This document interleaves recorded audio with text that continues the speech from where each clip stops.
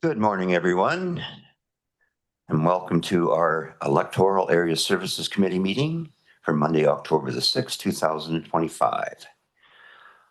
This is a committee of the Comox Valley Regional District, which for those who live in the rural areas realize it's basically our rural council that we deal with items specifically, mostly, not specifically, but mostly dealing with the electoral areas.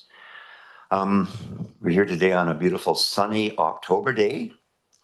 And if you're watching this on the internet, maybe you should be out raking leaves or something instead. We have people in the gallery. Welcome to the gallery here. Just a little bit of housekeeping. Of course, front and foremost is the fact that emergency exits are located on the left here, as well as your right, I should say, as well as your left over here.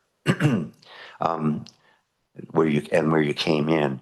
If you need to use the washrooms are just down the hall on your right, and they're an automatic door. You have to press the button and wait for it to open, et cetera, et cetera. So they're two extremely accessible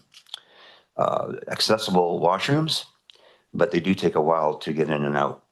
If there is an emergency, in event of that, we muster on the parking lot out in front here. And hopefully we'll never have to use that. I'd like to acknowledge the fact that we're very privileged today to be doing our business on the official unceded territory, what is now known as the Comox First Nations. Delegations. We're going to start off with delegations today. We have online Mark Zellen, who is the Hornby Island Co-op Association. Doesn't say if he's the president. Is he the president? Director Ever? Yes, the director of the Hornby Island Co-op Association. And he's here to present information regarding a request for the Comox Valley District to partner on the submission of an economic diversification infrastructure program funding application. Moving second on receipt and over to Mr. Zellen. Can you hear me? There you are. Thank you. Shall I ask to screen share, or how would you like to go about this? You can screen share. All right. Then let's do that. So thank you for granting me the time to speak today. By way of introduction, I am Mike Zellen. I'm the current board chair for the Hornby Island Co-op. And my purpose here today is that the co-op is deep into designing a new building. And not surprisingly, costs have increased since we set out on this path. So we are looking at alternative financing sources, and one of which is Reddit, which I'm quite sure you're all familiar with. There's $1 million available if we are a successful applicant. However, we cannot apply directly because we are technically a for-profit organization. So we are hoping to partner with the CVRD. Mike, to just interrupt, sorry. We're not getting your presentation here. Well, I'm not sure what to do about that. We can share it from here. Okay, let's do that. Just let us know when you want us to change the page. Okay. You're up on the first page now. There we are. So let's move on to the third page, actually.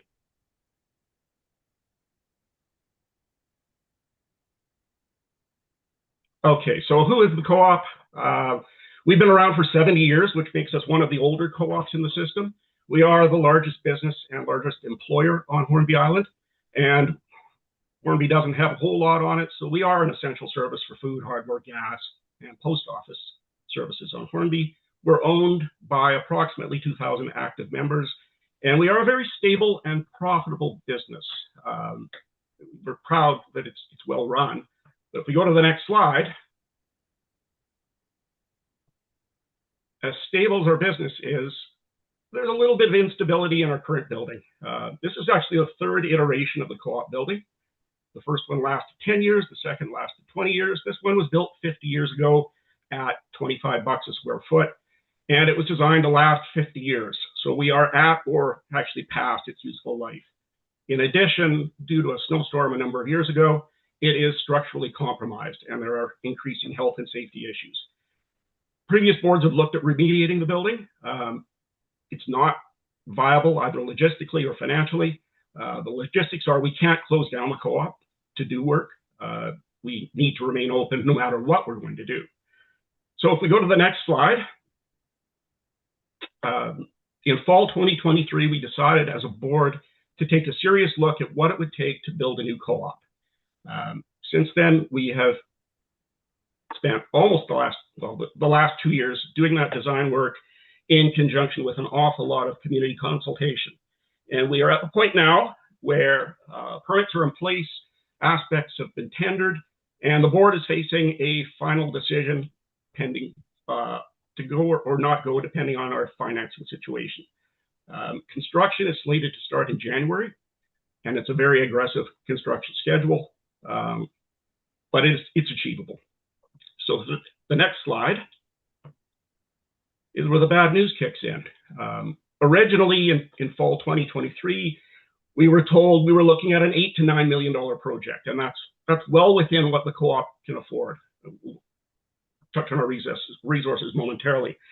Unfortunately, costs have ballooned, and our Class C budget in March 2025 was all the way up to $11.4 million, at which time we said, hold on, let's cut some stuff out of here. And we found about $500,000 of savings. As the Class B, or much more precise budget, came in August of this year, it had ballooned back up to $11.5 million. We can't afford $11.5 million, so we've identified additional changes and deferrals to get us down to about $10.7 million, including $700,000 of contingency, and that puts us right at the top edge of our comfortable debt service area.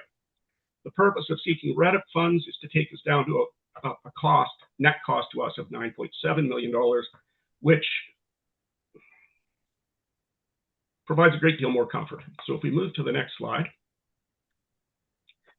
the top chart shows what the financing would look like without REDIP, and basically we borrow $5.5 million, and the rest of the money comes out of existing co-op reserves that are sitting in investments, and the liquidation of a property that we acquired in spring of this year that we're holding in trust for the broader community.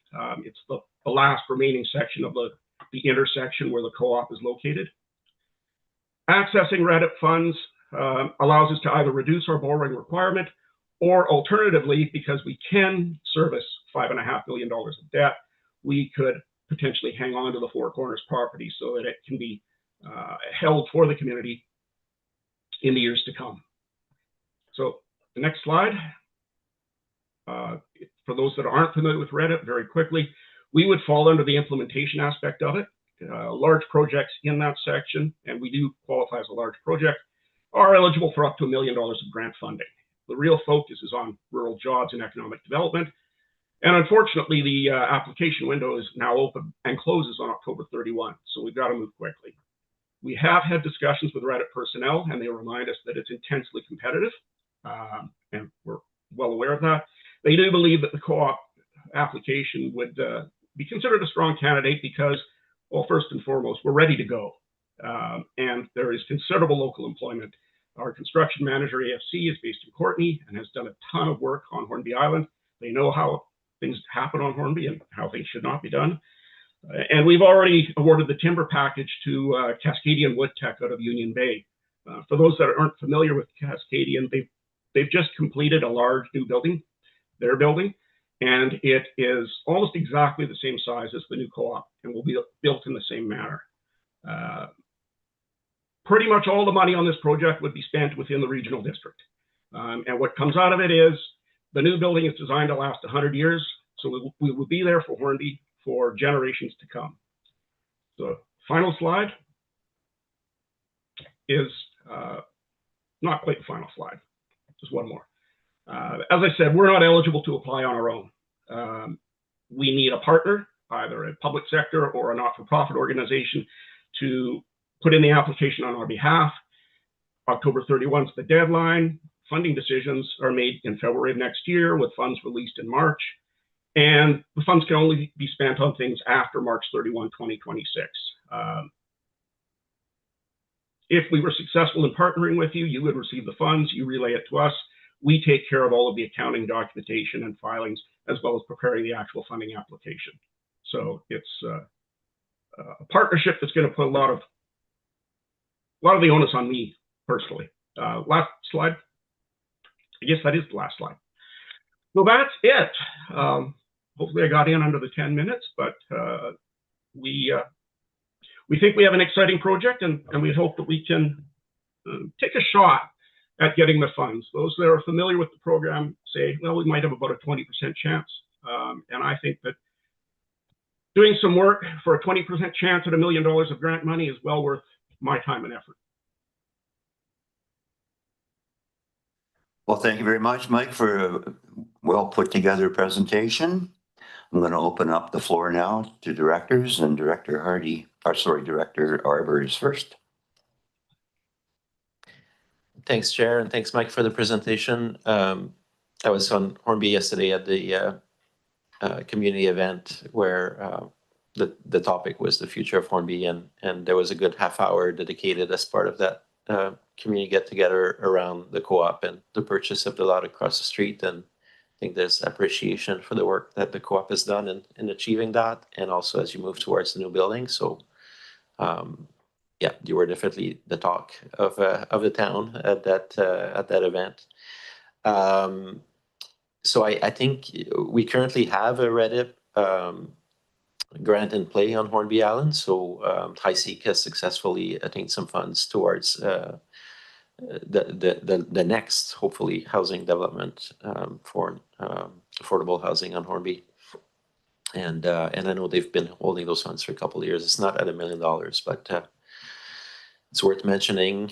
I guess, from my perspective is for CVRD, we'll really have to look at the public benefit as opposed to the private benefit. And it's interesting because for many people, a co-op is kind of equivalent to a nonprofit, but you can't really apply. A nonprofit could. But I know some other businesses would say, well, what's the broader public benefit? And yesterday, at the same time, Mike, I'm just giving a bit of background in case we decide to proceed with that and how you shape your application. But there was Michael McNamara and others were there talking about the junction and the lot across the street and the connectivity. So I don't know if maybe that's a question. Are you looking for funds just for the build? Or did you have in mind to put aspects of that broader public value around improving the flow of the entire area? The direct answer is we're looking for funds for the build. However, I have been meeting with those gentlemen that you just mentioned, and it is part of the broader plan for the Four Corners property is to make sure all of that flow and alignment takes place. It's a multi-year process on that side of things, whereas the actual co-op rebuild is something that's looming soon. Okay. So it's purely for the build. I mean, I guess we would need to get staff to just verify that as a public partner, that the pure build can qualify as a broader public benefit. And maybe I would leave it to staff to determine whether that's okay. So I'm actually supportive of your application moving forward. I would have preferred to see some of that flow and kind of the broader area investment going towards it, because I think that's an easier sell on the public benefit. But as you say, your immediacy is around the actual build. So well, if I can make one comment on that. As Yeah. I went through the financing, the scenario without REDIP, we will be forced to liquidate the Four Corners property. And that is the key property for the ongoing project. So indirectly, the ask is to enable us to hang on to that property and properly develop it for the entire community, not just the co-op. Okay, that's helpful in the framing. Okay, with me, I don't know if other directors have comments, but I don't know if staff has had a chance to consider this, whether it's feasible for us with the timeline question to staff to, I mean, we always say you'll do all the work, but we also know that the staff has to free up a little bit of time for that, reviewing the criteria, because our name will be on it. So I'm just wondering if James can comment. Mr. CEO? Thanks, Chair. So Yeah, Director Arbor had shared the request from the Hornby Co-op and indicated that they would probably be coming as a delegation to make the request that the CBRD act as a applicant for this Reddit funding. Staff have taken a very preliminary look at the Reddit funding criteria, and there's a few questions that we would have if the direction was given to act as a funding applicant.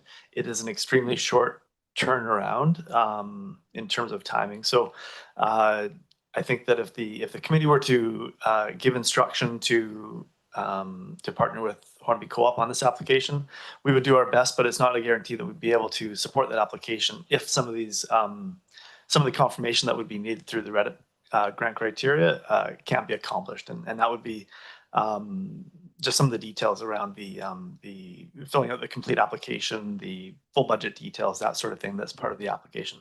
And it sounds like, Mike, you've already looked at the application. You've got a good sense of what is in there, and it would be something that we'd be looking for the co-op to undertake. Staff don't have a lot of capacity to be able to take this on ourselves. So I guess if the committee were to instruct us to fill out that application, I cannot guarantee that the application would be submitted. We'd have to work with the Hornby Co-op to make sure that that we can fill everything out. I've got a couple of questions just around the proof of partnership, what that means, the full budget details and whatnot. So details that I don't think we're going to be able to answer today, but we'd be able to engage with Mike and Hornby Co-op board to do what we can to make that application if directed. Director? Yeah, thanks. I guess the comfort I get is I know that their class estimates are really advanced. I mean, they're getting ready to build, so at least on the financials will be on a solid footing. But it's just, as you say, like some of the partnership criteria and some of those things. The co-op will really have to do the bulk of the work here because our staff, it's budget time, and we would be squeezing that one in. And if we put an application that's subpar, and it'll be a waste of time for everybody. But hopefully the co-op realizes that you would have to do the bulk of the work for us to be able to meet that deadline. Yes, we do. And the comments about no guarantees in terms of getting it all done are totally understandable. But we're willing to give it a go if we can come to an agreement. Thank you. We have a question from Director Hardy. Yeah, thanks, Chair. I'm just curious with regards to a lot of the preliminary work that's been undertaken already, whether or not there's been any conversations with the Comox First Nation and their archaeological team with regards to their cultural and heritage investigation permit? I do not believe those conversations have taken place.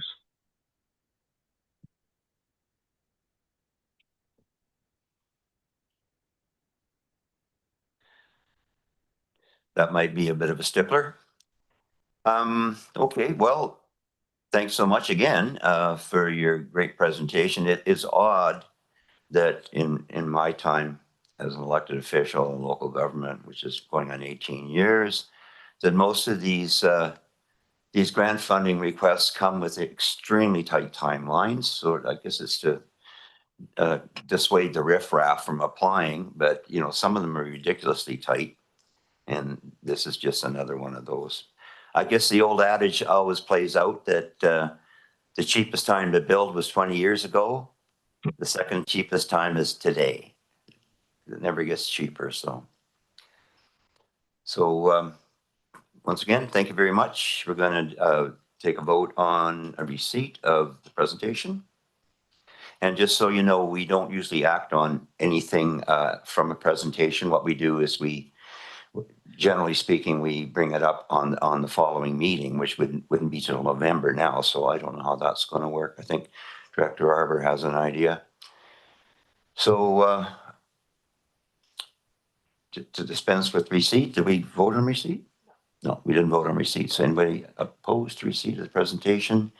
Seeing none, that carries. And Director Arbor.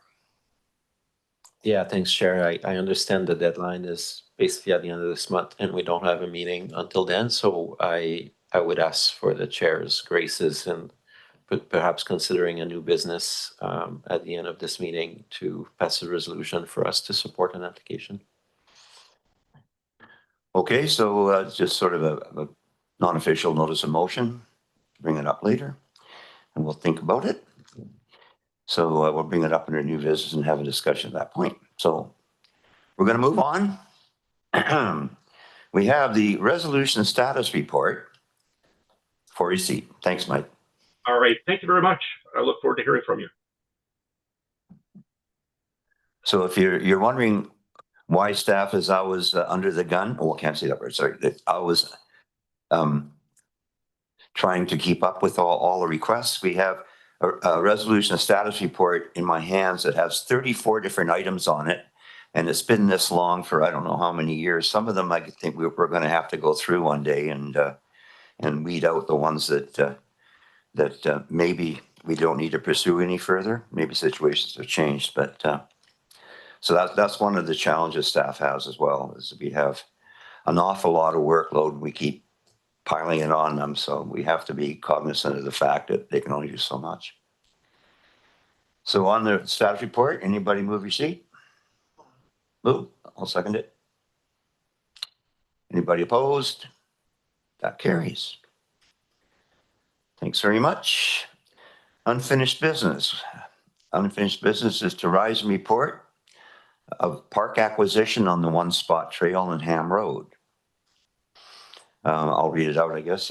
We don't have a presentation on this, or do we? No. So long and short is this has been an ongoing project for quite a while. It's the One Spot Trail, and there was a piece of it between Macaulay Heights, where the One Spot Trail exists, and Ham Road. It was private property. So at the close of the meeting, December 16, 2024, the Electoral Area Services Committee authorized the purchase of the property on Ham Road, legally described as, et cetera, for use as a park. The property was acquired through a transfer of $500,000 from the Park Acquisition Reserve, Park Acquisition Reserve Function Number 884, and on September the 19th, the CVRD staff received notice of final registration and transfer of the property to the Comox Valley Regional District. So that's a little bit of good news for everybody, because it means the trail's going to end up going right on through to Oyster River, which is the long-term goal of this project, which has gone on for 25 years now. So that's the rise and report. Moving on to regular, I'm sorry, Director Ark. Yeah, thanks. I just want to say congrats to Area C and yourself, Chair Grieve, and the staff that have put the work on this. It's long coming. The Macaulay Residents Association had been asking for that, as you say, for years and years and years. And I think the homeowner also deserves credit for negotiating in good faith with us. And so it's a happy day for that area. Yes, we would like to thank the property owner for negotiating good faith, that's for sure. And, it's always, it's difficult for the general public to realize just how long things take sometimes. So I was under a lot of pressure there from the Residents Association to show progress on this file. But like all things in government, it can take 2, 3, 5, 10 years to come to fruition, but it came to fruition, which is good news. Okay, so we have Advisory Planning Commission minutes from September 18th receipt. Any discussion on the minutes? Seeing none. Anybody opposed? That carries. Number 2, Electoral Area A, Temporary Use Permit Application TU P1A25, Laurel Drive. Moving seconded on receipt and over for introductions to the CAO. Thank you, Chair. Carter Ruff is our planner 1, and Carter's going to be introducing this report, or reintroducing this report, I should say. Carter, over to you. Thank you. I'd first like to invite the applicant Daniel Mills to join us at the committee table.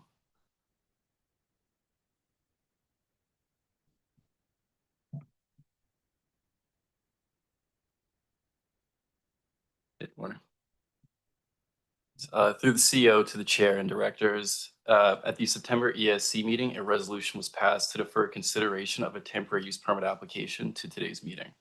The purpose of this application is to allow short-term accommodation from a secondary dwelling at 3812 Laurel Drive in Royston. Providing this type of accommodation from a secondary dwelling is defined as a tourist accommodation use in the zoning bylaw. This use is only permitted in some commercial zones. For this application, tourist accommodation must be added to the list of permitted uses that may occur on the property. Property owners and tenants within 100 meters of the subject property were provided a second opportunity to comment on the proposal. As of today, 4 letters in opposition were received. Staff and the applicant are now available to answer any questions.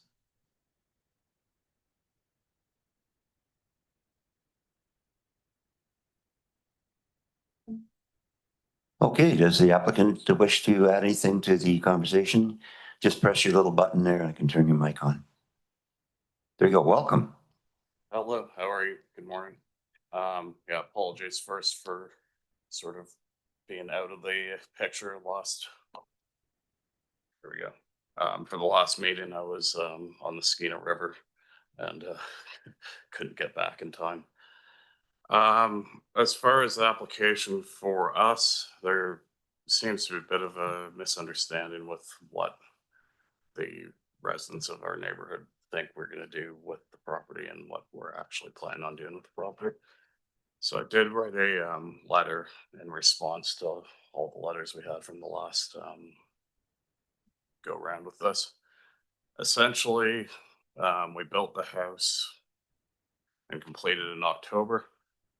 And the carriage house was designed and built for a number of reasons. One of them is my parents are 80 and they're on Denman, and every house that I'm building or living in, I'm making it accessible for them in the house and also having the option for them to be able to live on the property if they need to move off Denman. We also have grown children, and as you know, they tend to come back. So one's up in the Skeena Valley and one's in Victoria now, but you know, Kai is working in fisheries and he will be, you know, 3-4 months of the year, he'll probably be back at the house. Thirdly, I have family in England, which my wife is from England, and they tend to come for 2 or 3 months at a time.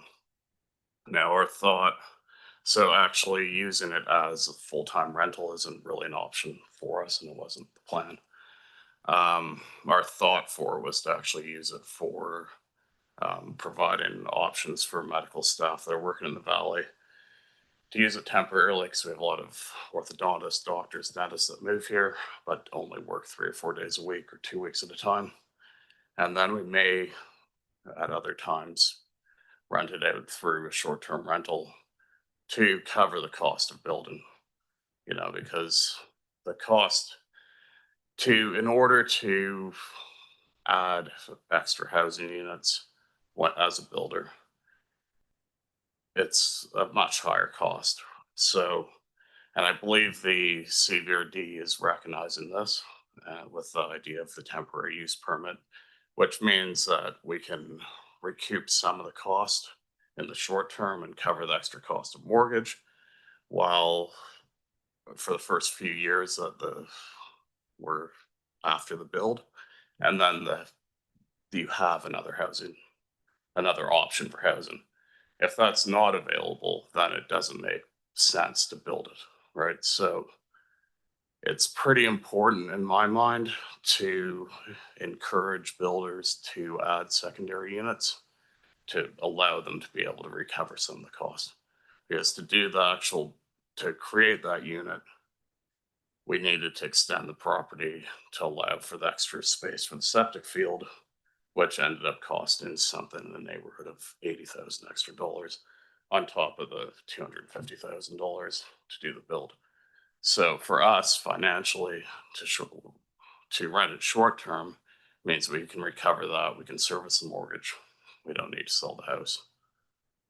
Because obviously, as you know, as you can see with the Hornby issue, with cost ballooning every year, the cost of building goes up. So The other areas that were brought up were the parking on the street. I know that the residents were a little bit upset with the trailers and the tool trailers being parked on the road while we're building, but because of steep bank and our neighbor's driveway runs across 80% of our frontage, we had no option but to use the easement to park the trailers. We're not doing that now. I have a 180-foot shop that I store all my tools, all my trailers. This is not coming into the neighborhood. We have a 2-car garage and 3 parking spaces on site. The carriage house is set to the very bottom of the property, and the patio, which would be used by the people living there, is actually part of the reclaimed part of the property because of the steep bank. The concerns about noise, well, we live on the property. I'm not planning on having a bunch of people partying on my property. So, and my experience of Airbnb, because I use it quite a lot, I mean, people are generally respectful and nice, and we're not planning on doing much in the way of Airbnb. So if there's any other concerns, I'm happy to address them, but I think that there should be very minimal impact. We have no plans to be away from the property while it's rented. And yeah, we're just generally looking for normal people to have normal uses on our property. So that's about it for me. Thank you very, very much. You're welcome. Small consolation that framing lumber is actually down a little bit right now, It is, yes. but concrete's through the roof, so it doesn't really matter. Yeah. Yeah, but framing's back to like 20 prices, so it's gonna. So, any questions from the directors? Director Harbour. Yeah, thanks, Chair, and thanks for the additional information. And I do want to say that last meeting was a little bit of a kerfuffle, and I was myself getting frustrated, but for some of the reasons which were totally on our side. So I just want to acknowledge that I recognize that after the meeting that it was not the ideal situation with you away, and then not having been able to see those letters. So I just want to put that one to bed anyways for today, and recognize my role in this. So since then, we've seen a couple more letters come in the past week, and I think the issue is it's pretty tight quarters on Laurel. And you're right that this board decided to start considering temporary use permits for vacation rentals on a case-by-case basis. And I want to say in some of the letters we received, people are saying, and that's not just Laurel Drive, it's everywhere. People are like, you're creating precedent, and we're not. This is one file at a time until this committee considers a more comprehensive approach to vacation rentals, which will come, I think, within the next year or something like that.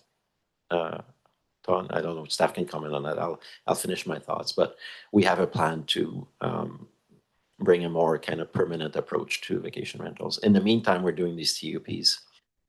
And in this case, it's been a high volume of concern about the property, it being on small lots, and some of the history around that you mentioned yourself. You went through a big build and all this stuff. So I think people have expressed concerns, and on that basis, I would tend to just deny it for today, but to also tell you that we're getting closer to resolution around vacation rentals that I think will bring it from a case-by-case basis to a more comprehensive approach. Currently, when you mentioned, why homeowners might build with that in mind, it's been clear in our bylaws for 40 years that vacation rentals are not permitted in the regional district in the areas. In Courtenay, they still have a full door closed. Cumberland has just their downtown area. They finally settled on a model that works for themselves. So yeah, with that level of position, and it being the temporary use permit is a public process, and if I was you and I saw that many neighbors, like maybe it's time to pause, you might be able to talk to them some more to see how in the future it could work. But I think for today, my sense is there's enough position to just warrant not proceeding. That's my Right. thoughts. Could I make a statement at all?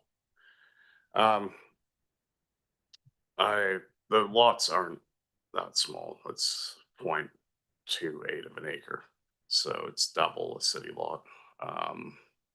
It's down out of view.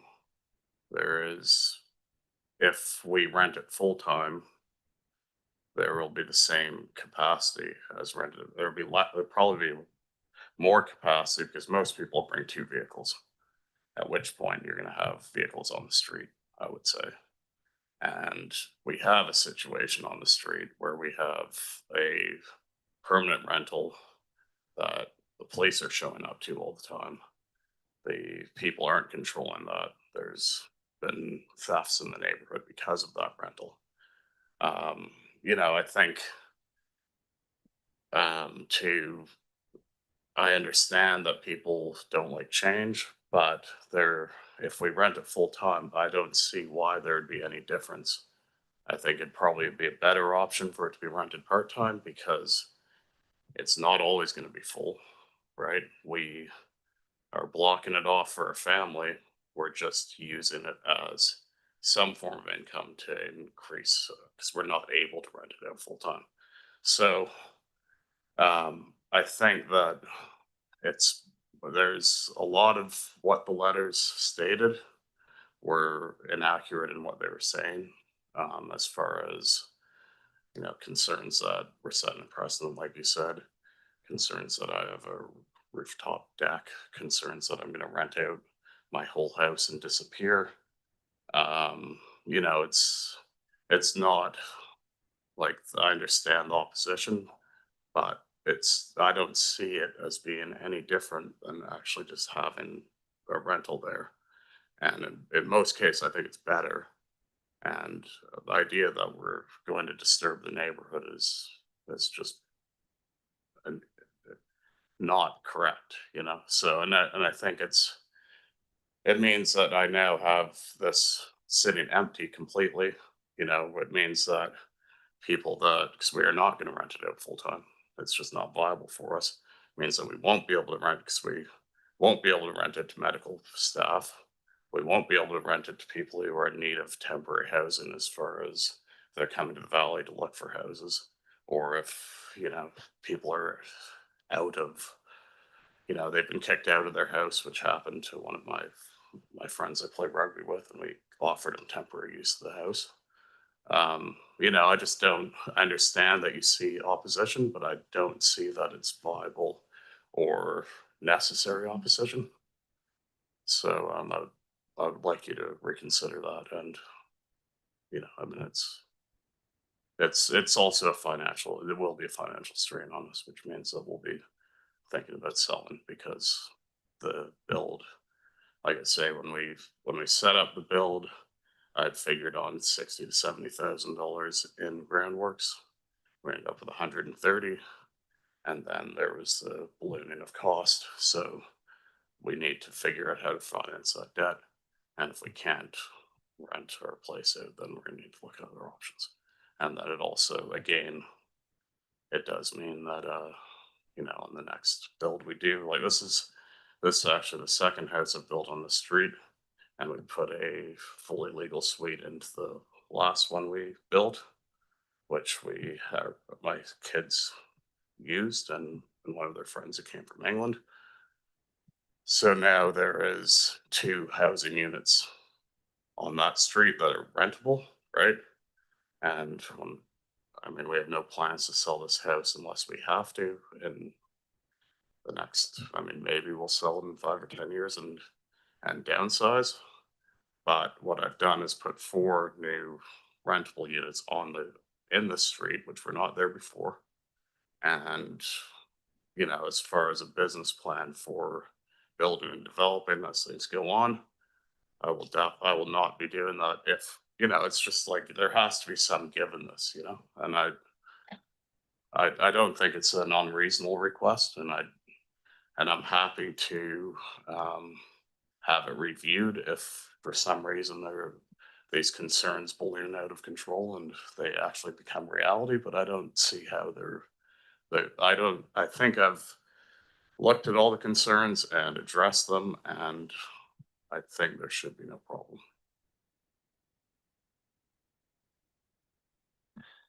I think Director Hardy has a question.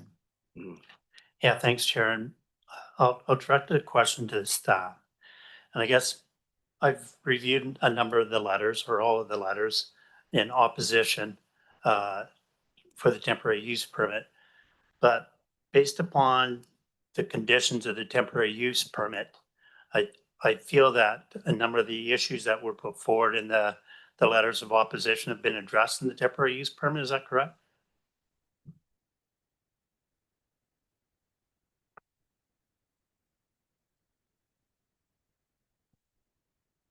So the temporary use permit does have some conditions, to help to alleviate some potential impacts to neighboring properties. So for instance, there needs to be, one parking spot provided on site for the rental units. Things such as,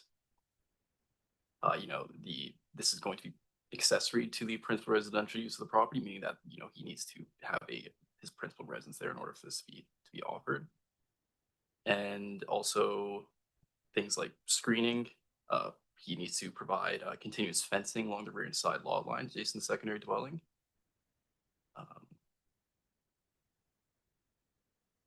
So yeah, I think those are two big ones. I think with respect to parking and screening to adjacent properties. I have a follow-up, Chair. Please, yes. Yeah, and thank you, Mr. Mills, for attending today. I'm just curious about the dwelling itself in regards to the size of it. If I understand correctly, it's only a one-bedroom unit. That's correct, yeah. So I guess with regards to concerns with there being a whole bunch of partying, if it's a one-bedroom unit compared to like a 2 or 3 bedroom unit, maybe you could share with us the square footage of the unit itself and how many people it could really actually house. Well, there is only one bedroom. It's a 760 square foot rancher. It is set up, we built it on a very high end scale. So it's big bathroom, soaker tub, living room, kitchen attached, and then there's a patio to the back which faces Old Island Highway. And the neighbors below that, there's a big screen of trees. And all the outdoor space is fenced and will be covered and is as far away from any other property as possible. The driveway comes down and then there's steps that go down to the building. So the building's actually beyond any other building in the area. It's like the properties are 85 feet wide and 140 feet long. And it's the start of the carriage house is 110 foot from the front property line. So it's well set back from the area. And right now we have 2 vehicles that we own. And we're finally creating a space in the garage to park my wife's vehicle. So we have the designated parking space for the carriage house. Then there's 3 more in front, and there's a 2-car garage. So there's no reason it should spill over. And like I say, we're mainly the business plan was to rent it to medical professionals, not to Airbnb it. It's not a. We're just going to get some visuals up here. Chair. I think. Tom. Tom? Good morning, through the CEO to the chair. Director Hardy, the building itself that we're looking at on the screen did receive a building permit. The zone bylaw allows them to have, up to a 90 square meter, 968 square feet building if somebody choose to. I just want to inform their committee that this building did receive a building permit. And the building inspectors did an assessment on this building to make sure that it complies to the BC building code. Oh, sorry. Sorry about that, Director Arbor. This building did receive a building permit for the construction, and it meets all the codes and so forth. I just wanted just to confirm that.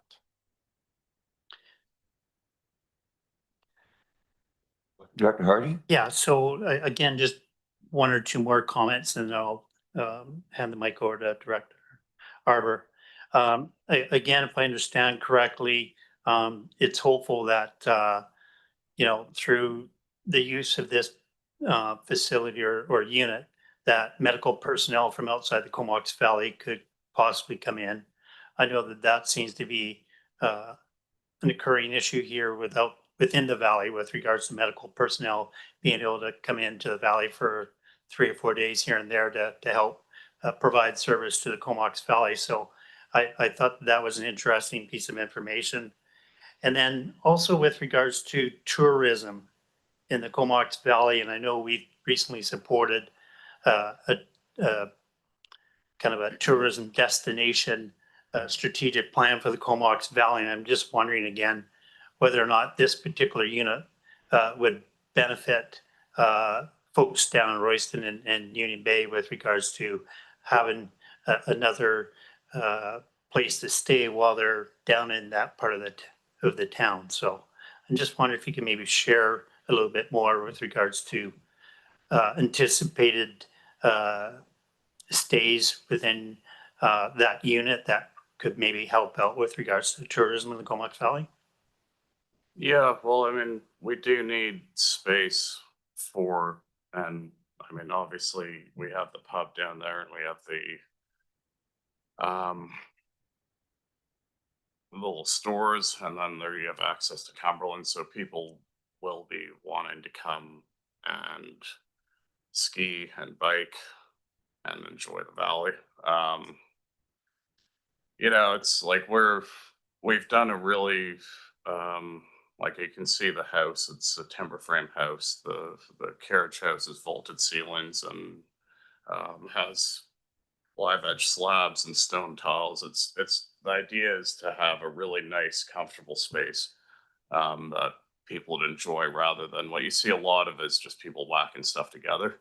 And you've got a kind of crummy place to live. And if you're a doctor or you're a dentist or whatever, you're not going to want to live in a crummy basement suite.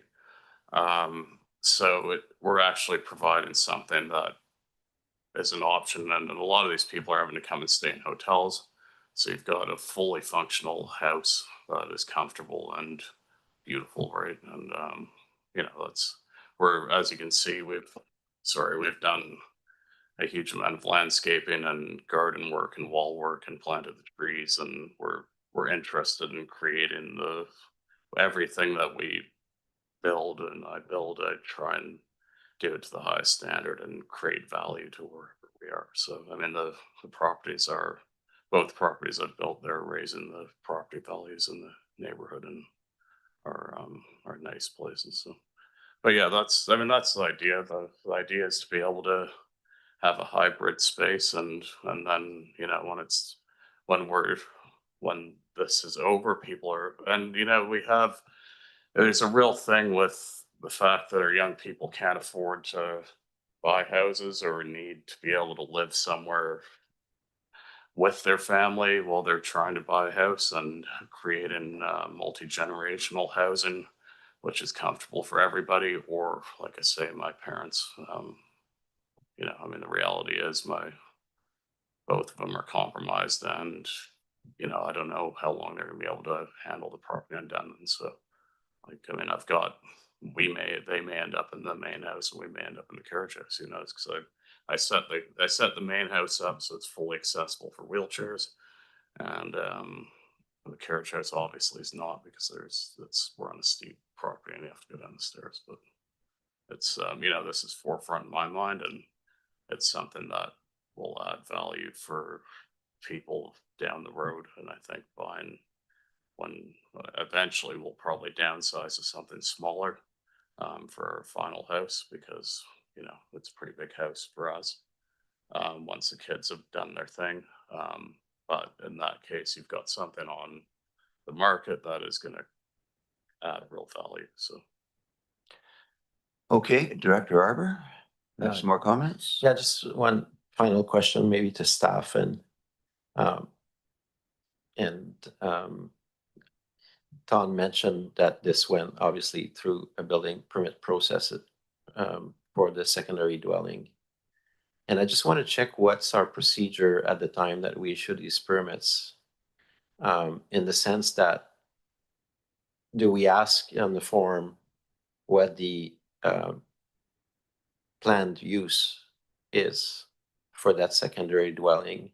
Because my question is, I'm seeing someone who's basically says he developed a business plan and went through the building permit process. But somewhere in there, do we flag to people that short-term vacation rentals are not a permitted use for these dwellings in the Comox Valley? Or are they kind of caught blindsided? Like, do we ask actually this has to be for residential? So that's my question. Tom?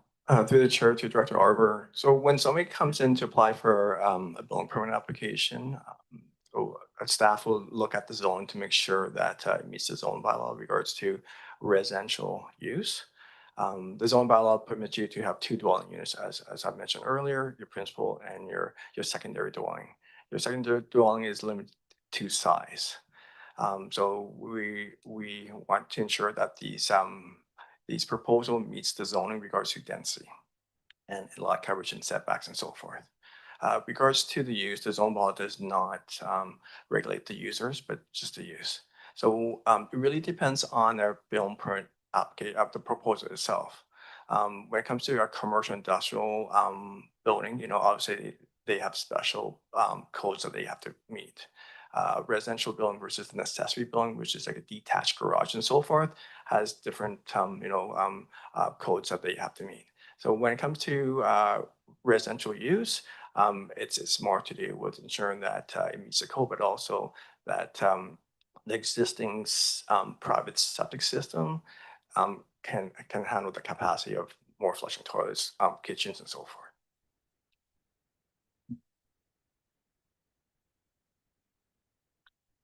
Thanks very much for clarity. Any other questions? So we just passed the resolution status report, which I think is item number 20, speaks to staff bring forward a short-term rental accommodation policy to support the board's consideration of site-specific land use applications for short-term rental accommodations as part of required update to the rural official community plan. Now that was March last year, 2024, and action says that OCP shall be updated in 2025. Well, again, we're running out of time. So I'm just thinking, in the real world, you know, we don't have 34 things on our resolution status report. When will we get around to looking at this?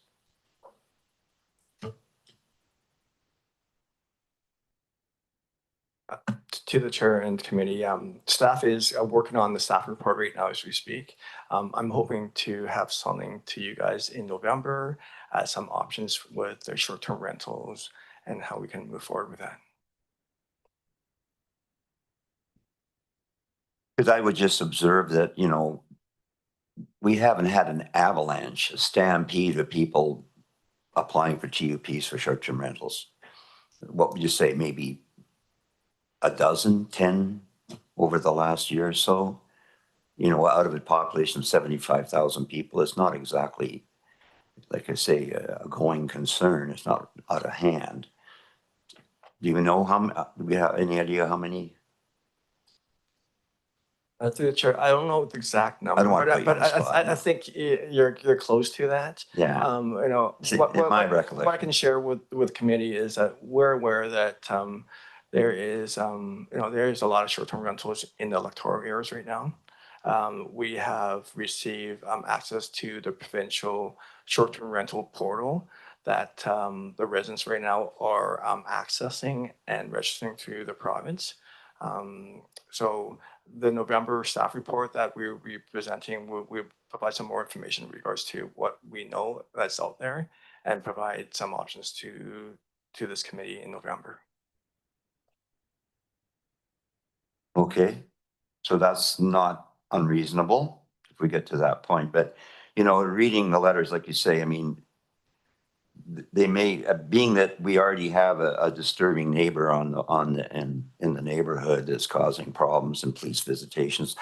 I know what that's like. I used to live in Courtney, and the guys across the street, I mean, they'd have parties and fights and all kinds of stuff at 3 a.m.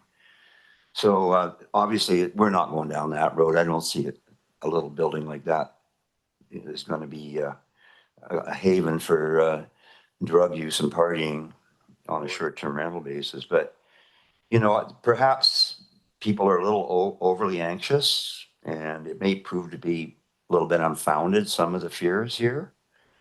So I don't know about Director Arbor, but I'd be in favor of going forward with it. Anybody want to weigh in on that?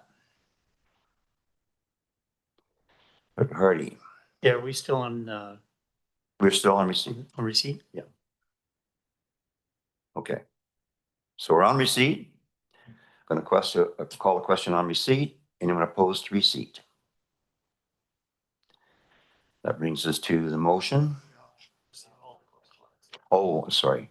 We have received a lot of this correspondence, but I would suggest that we receive all the correspondence on the agenda, and there's nothing in the addendum right now. So move receipt. Okay. So on receipt of the addendum, or sorry, on receipt of the correspondence, any discussion? You have discussion on the correspondence? Director Arbor. Will we be calling from the audience as well on this matter? Yeah. Okay, thanks.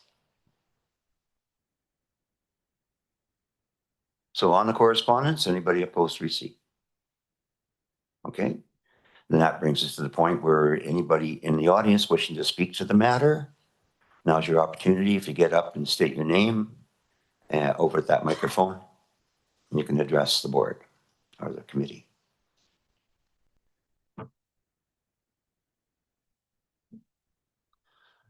Welcome. My name is Jay Nadler. Do you need my address, or is just the name okay? All right.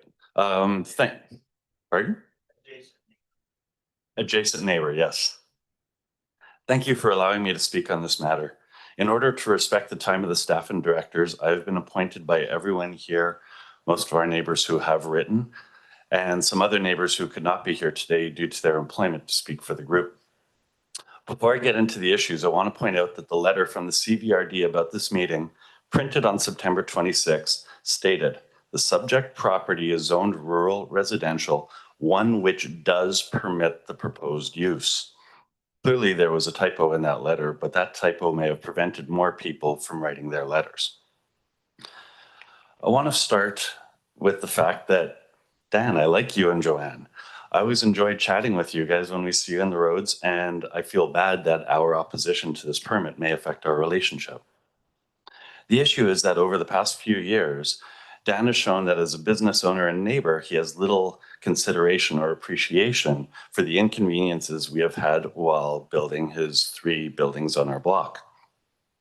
Trailers with lumber, roofing, and other materials, even though, Dan, you have a storage yard, as well as contractors regularly took away from us and our neighbors.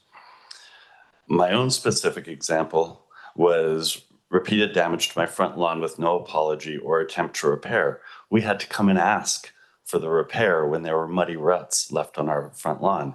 Each person here has their own examples. Other builders I know, and Dan, maybe this is an idea for you in the future, other builders I know have asked about what was being done to show appreciation for the inconveniences. Different ones talked about hand delivering bottles of scotch or wine in advance or arrears with request of permission or apology. We saw no such display. Another issue is that we are zoned residential, not tourist. As a builder, Dan, you know the zoning. If you wanted to have short-term rentals, you could have purchased and built in a zone that allowed tourist accommodations, but you chose to buy like we did in a residential zone. I and other neighbors who specifically chose a residential community worry that this will bring in people who will never be part of our community, not be concerned about the safety on our roads or the noise they create. Different people coming and going will affect the neighborhood negatively. We have no problem of family and friends and employees staying with you. I've got a spare room in my house where my family and friends and even my assistant has come and stayed with us. But we have a special community where everyone knows each other and watches out for each other. And of course, family and friends are going to treat our community differently than random people who just want to come mountain biking and skiing. So as a group, we feel this will detract. And add to this that there's no lack of supply of tourist space in the valley, but there is a lack of supply of long-term rental housing. Again, like I said, we're okay with this being a long-term rental or used for family and friends and employees. And then there's the parking that is in place for the rental unit. And well, just a few minutes ago, you showed a photo of that driveway that was taken from an optimal angle. In reality, maybe Mr. or Councillor Arbor has seen the property. You would know it's a difficult driveway. It's a steep hill. It has a bend to navigate. Both sides of the driveway have trees at the top that block the view of the street. With the slope and the trees backing out onto the road is essentially a blind maneuver. A long-term resident will adapt to the difficulties. Short-term people will likely feel uncomfortable using that space, especially when it's dark, wet, or slippery, and will likely end up taking space from us and our neighbors yet again. Case in point, even when the trailers or workers are not there, your son often parks on the road. As such, even though you and Joanne, I keep wanting to say Jan and Joanne, even though Dan and Joanne are nice people, we believe that once this permit is issued, there will be negative changes to our nice little community, and the new business will operate with the same level of consideration and appreciation that we have seen in the past. We also worry there's no easy way to rescind the permit once it's issued. Our experience in the valley is that if there's any issue at night or on the weekend, there is little to no bylaw enforcement. As such, we have no recourse. We ask that this permit not be issued. Thank you for allowing me to speak.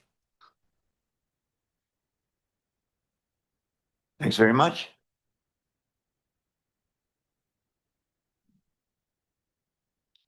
I would add that it's a temporary use permit. It's up to 3 years. It could be as little as 1 year. If that might appease people, you should give it a chance to ease into it and see if it's actually working and whether the fears are founded or not.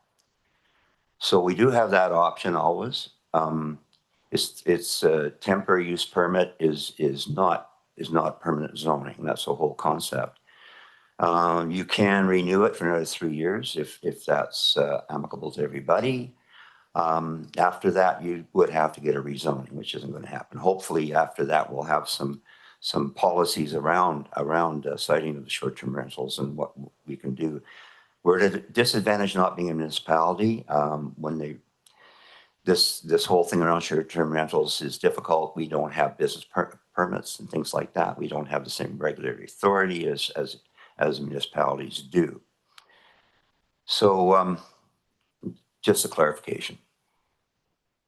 So we have received the report.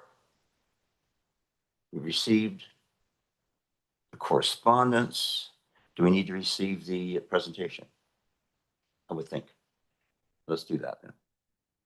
So move. Can I just say one thing to that point, sir? No, that's all. Okay. Actually, I would like to excuse you from the table now. Okay. Perfect. Thank you very much. Do you want to press your little button there? Yeah. That's shut it off. Good. Thanks. Anybody else wishing to speak to this matter? Just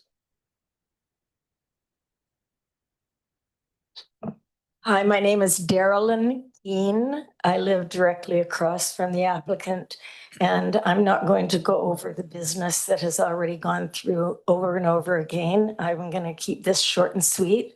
We just hosted 9 people from Manitoba in our home for a huge wedding with Riders Pizza and Dodge City Grooming. It was quite a lovely reunion. I had to still go down and ask for the cars to be moved because most of those people had come in on WestJet and rented vehicles. So we had nowhere for them to go in our neighborhood other than below our house. And as far as Dan's son goes, the only time that I've seen people stop parking there is since this application has gone through and there's been some retribution about it. Thank you. Thank you very much. Anybody else wishing to speak to the matter? Ask a second time? Third and final time? Okay, that brings us to the recommendation, which actually the recommendation from staff is to approve temporary use permit for 3 years to permit tourist accommodation use on the property, Laurel Drive, legally described as, et cetera, et cetera. So are we, anybody want to move the recommendation or maybe a different recommendation or maybe a time limit on the recommendation? Director Hardy. I'll move recommendation. Okay. I'll second it. Director Arbor, speaking to the recommendation. Yeah, thanks, Chair. I think the reason why we have TUP is to check for, non-allowable uses to see if they can be tested out. I think the directors would agree that we haven't seen that level of position and concern and rationale prior to this application. And if there was one application where I would say it's probably best for the neighborhood to pause and for the applicant, there will be another opportunity starting in November to look at what staff comes back with in regards to vacation rental. Maybe it will be negative, maybe there won't be an opportunity, but maybe there will. We don't know that yet. But right now as a TUP, I think that to pass that would just kind of fly in the face of the numerous letters of concern and people that have taken the time of day to come here today. And I appreciate I also don't want to say that I don't want to speak negatively about the applicant. I understand where he's coming from, and I think there's a lot of what he says resonates with me on Hornby Island. We have a ton of people that the way they afford a home is through vacation rental. In those cases on Hornby, it's currently a permitted use. So again, it's a matter of privilege on this. It's not a matter of right according to our bylaw, and I don't think the privilege has been earned in this case. So I'd encourage my directors to deny the permit. Thank you. Well, there is the option, as I say, of limiting the TUP as a test case. Would you be open to that idea, Director? Yeah, Chair, I think you had that opportunity. You seconded the motion as is. So, I mean, if you want to make amendments, but myself, I don't think I'll change my mind on the overall picture here. Thanks.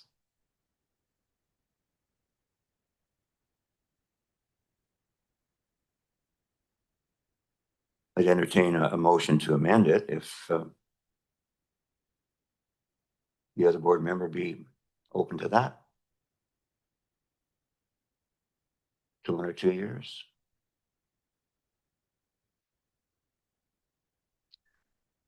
I don't see support for that, so we're going to proceed with the recommendation. I'll call a question. All in favor? Those opposed? That carries. Thank you. We're going to give a few minute break here and everybody stretch their legs, grab a coffee.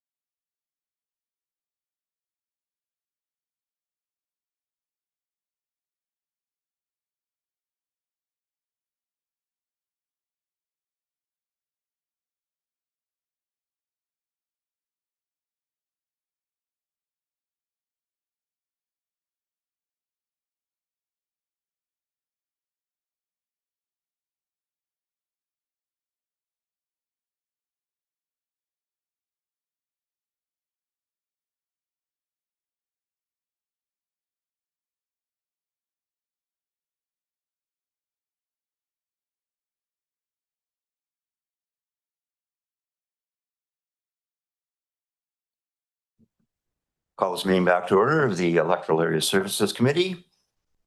And we have number 3, plowing right through to 3 here. Electoral Area A and B, reconsideration of rezoning applications at 680, 690 Lazo Road with Williams and 3655 Trent Road, Von Schilling. Report for receipt. Second on receipt. Is that where we're at? That's right. Okay.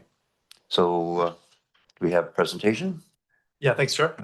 Ton Chu is our manager of planning services. Ton will be introducing this report, providing a bit of background and supporting the discussion. Ton.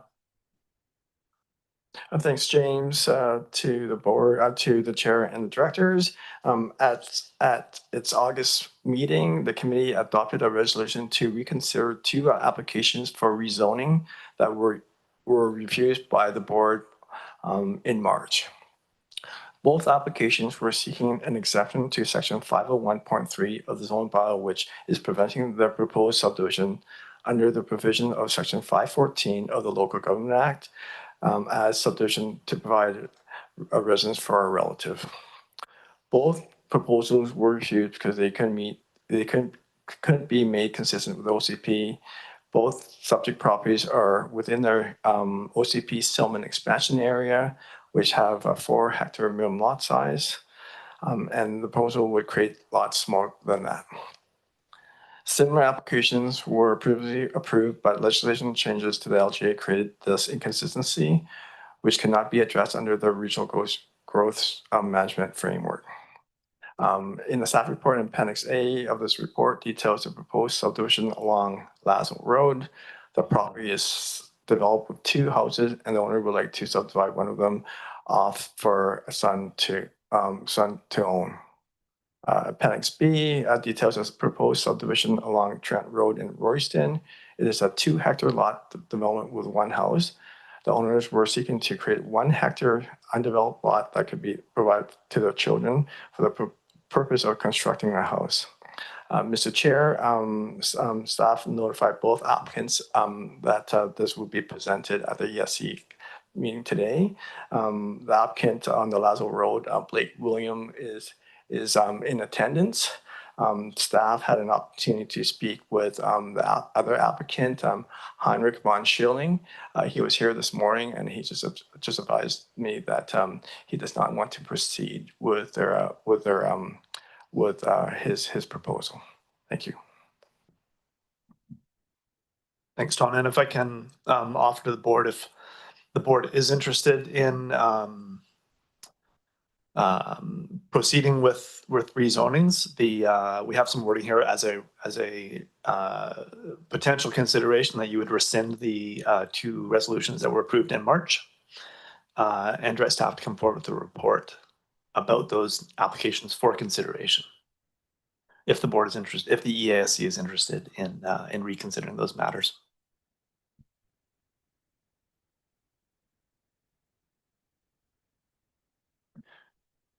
Director Arbor. Yeah, thanks. I don't think we can fault ourselves for not trying to thread the needle on this one and trying to find a path, but it doesn't appear that it's really there, and it's very frustrating. Yeah, I don't know. I think for today, I'll go with the staff report and just support it. Thanks. Director Hardy. Yeah, thanks, Chair. Spent a lot of time yesterday reviewing the Local Government Act, the regional growth strategy, the OCP, and the expansion areas, etc. I can see frustration from our constituents with regards to why their options are limited, and I can also sense and see frustration from staff with regards to what's in place right now and the difficulties they have with some of our proponents in the applications. But that being said, I would like to see a further report from staff, as was mentioned by the CAO, to help out. I guess the conundrum that I see when we're looking at 514, when it was put in place, when we look at the RGS and the OCP, that was kind of started in 2012 and voted in 2014, is, I guess I'm just still trying to wrap my head around regulations that were put in place back in the day and what constituents today are asking with regards to being able to add additional homes on their property to bring family home, especially when we're looking at housing costs, et cetera.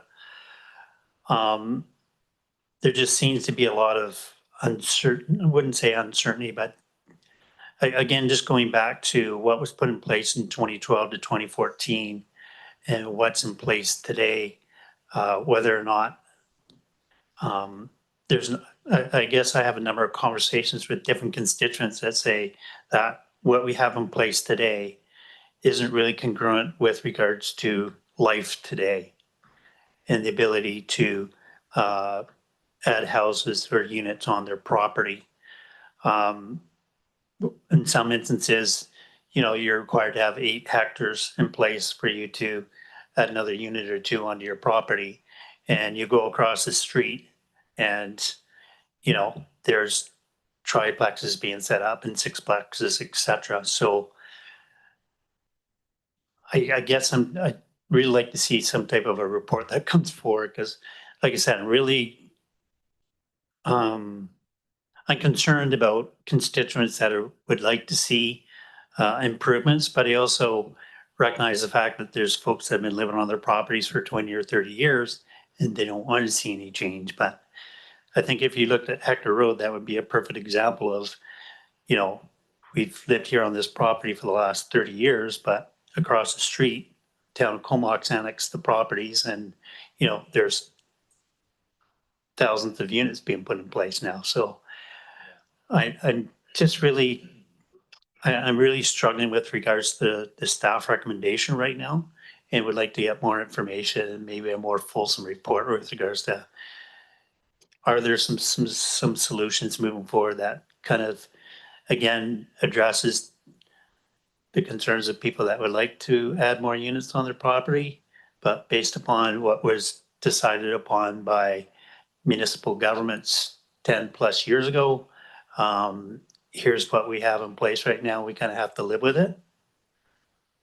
So those are just some of my thoughts right now, Chair, with regards to not being able to support the recommendation right now.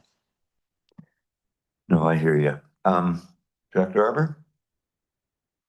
Yeah, thanks. I just appreciate the broad comments of Dr. Hardy. But I guess my question to staff is, again, with the premise that this committee, and dating back to the last term as well, has like 514, it's been an occasionally used tool that has allowed some density and where people needed to, for whatever, subdivide.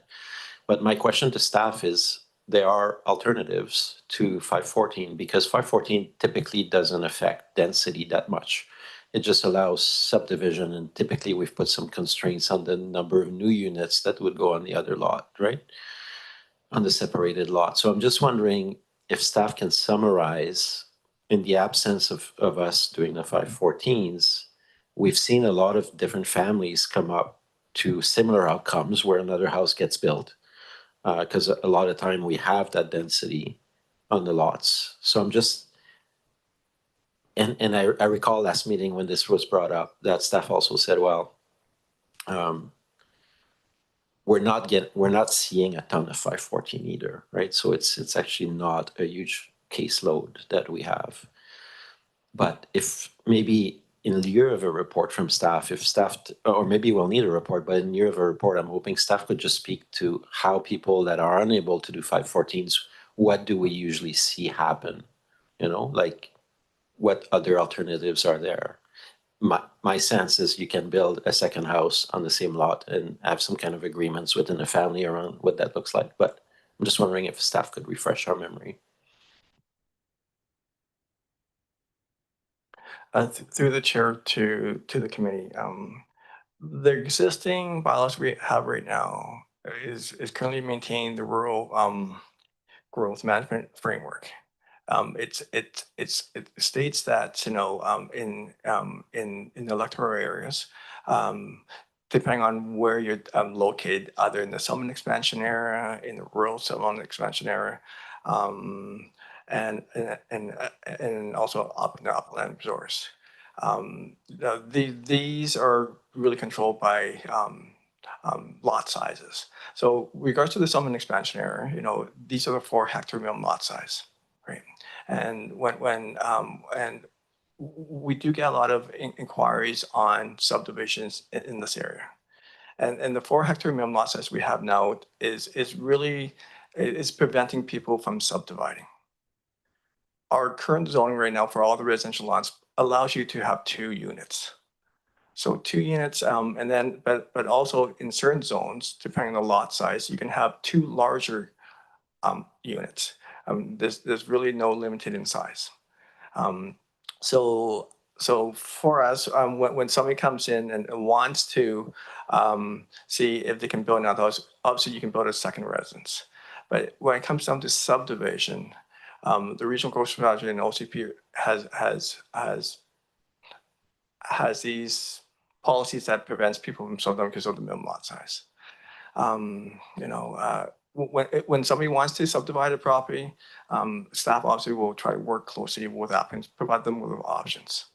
You know, anybody can apply for a rezoning, a zoning amendment, right? And we will go through the process, provide this committee with our analysis to the bylaw and provide options. And then it's really up to the board to decide if they want to proceed or not. But the bylaws are there for our staff to present to this committee.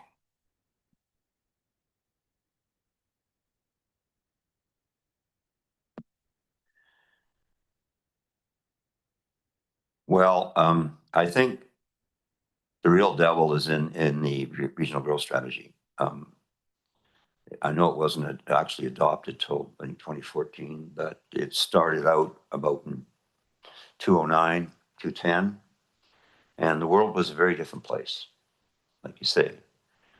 The big fear was that we were going to be like Nanaimo and just keep sprawling from the center. And there was a lot of, I mean, I've gone through this so many times. I was at the table as part of the group when it was developed. And as I say, I mean, it's turned into a monolithic document that shall not be changed because of the fact that it pretty well needs unanimous approval from all jurisdictions for a major amendment. That being said, it's in theory, the concept was that services would be extended to allow development by the neighboring municipality into the settlement expansion areas. What we see now that the municipalities have no interest in overextending themselves to this point. As you know, infrastructure is incredibly expensive. So we're frozen in time. And I don't know how we're ever going to get out of it. You know, we know darn well that we have a severe housing crisis. We have some of the most expensive real estate in Canada. We have a very limited supply, and you know, it's what we're talking about here, though, isn't an economic opportunity. It's being driven by concern over helping family members get a toehold in the market. If your biggest investment is your home, and if you can build equity in your home, which has always traditionally been the way, but you know, this 514 allows a subdivision for a family member. It's sometimes abused, but for the most part, it is the family member that stays there. So it's a hardship issue when we deny it. As far as concerns over servicing. Most of these lots are on public water. They're not on public septic because of the sewer system is controlled, of course, by the sewer commission, and on one side of the street, as you say, you've got sewer, and the other side you don't. But as far as the future, I'm going to talk about this probably a little later around public sewer systems. The futures I see right now is probably around on-site disposal, and that falls under the jurisdiction of Island Health. So Island Health should make the call. They'll allow lot sizes down to 1 acre sometimes. Usually they want 2, I think is about a hectare is what they're really comfortable with. So, I mean, we don't need to insert ourselves in that discussion. But really, because the OCP has to conform, correct me if I'm wrong here, Mr. CEO, but the OCP has to conform to regional growth strategy, and the regional growth strategy will not be turned.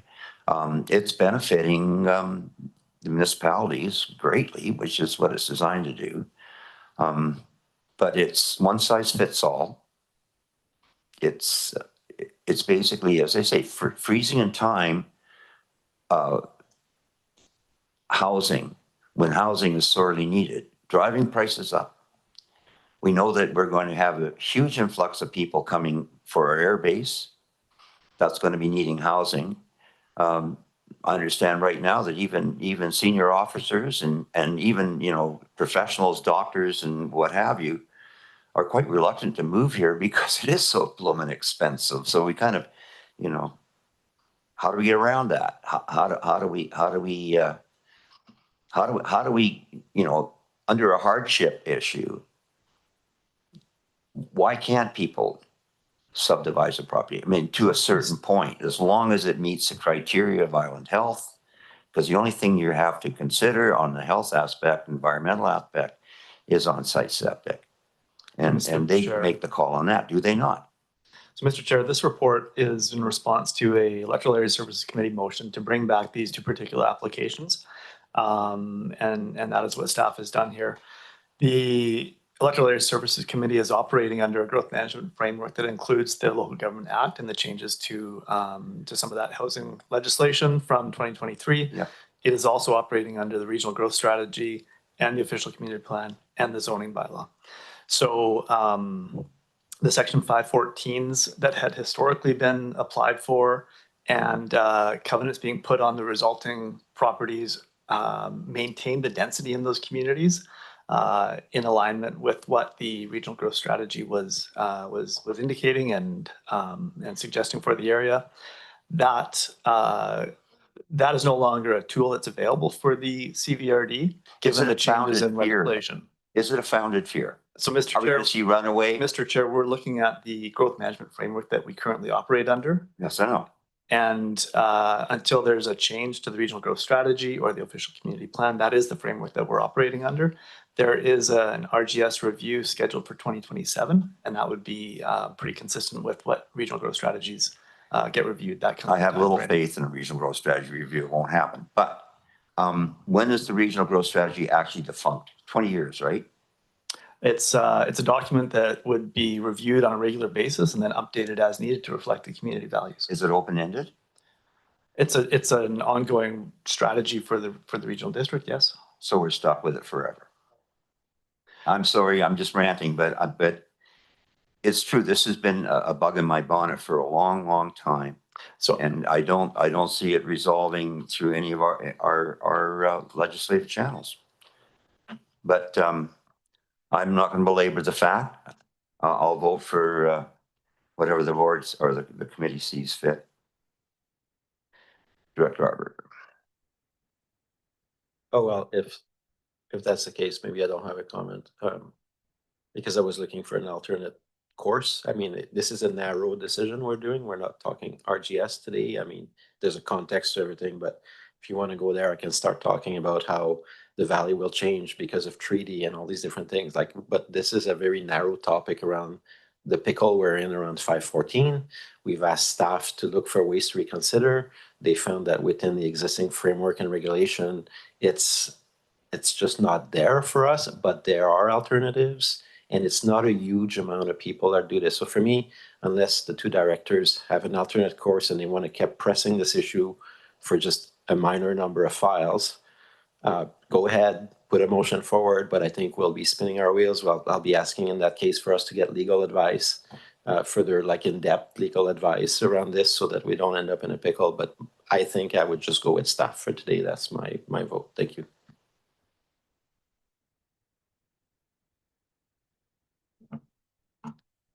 Any other comments? It's just for receipt anyway. You want to say it? Dr. Hardy? I thought that there was a recommendation here. Or are we just still on receipt of a report? Or is it for receipt?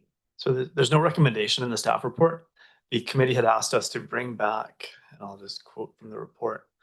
The committee asked that it have the ability to reconsider the 2 rezoning applications that were recently denied for Lazo Road and for Trent Road.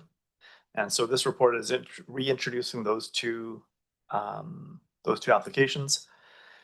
If today at the committee meeting you would like to rescind those 2 decisions, then that would be a decision for you to make here. And I would suggest then that you direct staff to bring forward a subsequent report regarding those applications for further consideration. So again, Chair, what I'm seeing is a recommendation from the CEO is that the application to rezone Lot 3, which proposes to enable a Bearland Strata subdivision under Section 514 of the Local Government Act, be denied as it is inconsistent with the OCP and the regional growth strategy. So I think going back to the discussion with regards to, again, I get and understand that there is a regional growth strategy that's been in place, an OCP that's been in place for a number of years. And the question I have is it congruent with regards to the needs of our constituents today?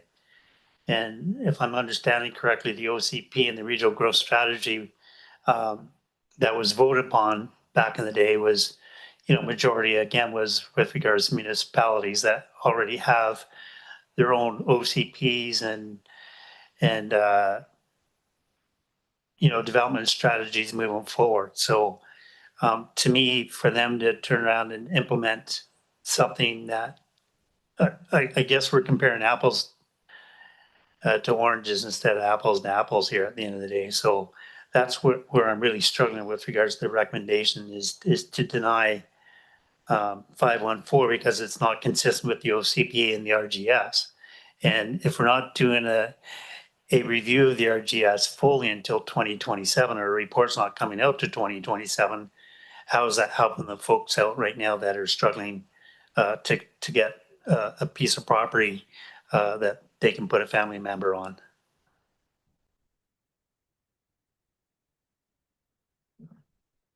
I think as Ton suggested, there is, while the ability to subdivide the land would not be available, there is still opportunity to build that second dwelling. And I understand that doesn't afford the same ability to put one's family member on title as if you had a second lot. But there is opportunity to build that second dwelling. And given the growth management framework that we have to operate under, that's where the barrier comes in, Director Hardy. Therein lies the rub. Dr. Harber. Yeah, maybe Area B is in a distinct situation in the sense that they are purely like in the regional growth strategy tagged as pretty much all of it, not all of it, but pretty much all of it as settlement expansion area. So my advice to Director RD is rather than to focus on this 514 issue, which is a really narrow issue, a more fruitful line for you, I think, could be to ask questions and for reports in the future heading into next term having better discussion with the town of Comox, for example, around how is that expansion going to occur over time? Because right now it's been very much piecemeal, as opposed to a comprehensive kind of outlook for how the expansion of Comox will come into Area B. Those discussions have never been had. And maybe ahead of the 2027 RGS plan, you know, it might be worth asking the Comox Valley Regional District and the town of Comox to kind of flesh out what does it look like long term. Because services are right next door to you. As you say, Hector Road was a great example. And is that what the preference is? That we go lot by lot expansion into Area B? Or would you rather say, hey, let's work together so that in 2035, this big chunk over here transfer to town of Comox? And what would that look like from a servicing and financing perspective, right? So I don't think it's a 514 issue. I understand the issues you're concerned about, but for this one, for me, we had a great tool. Province made some changes. We're in a pickle. We lost the tool, and we need to carry forward with the other discussions. Thanks. Well, I can tell you that that was the vision of the day. When, you know, Fred Bates and Greg Phelps and Paul Ives and myself sat around the table, we envisioned by this time that Royston would be part of Courtney. Arden Road densification area, Tweed and that would also be part of Courtney, hook up to the pipe. Area B out in the east of Anderton Road would probably be taken in as well, because you're surrounded by the sewers anyway. They're already there. But then it's, you know, we're not masters of our own destiny, because that's not the way the municipalities have seen it.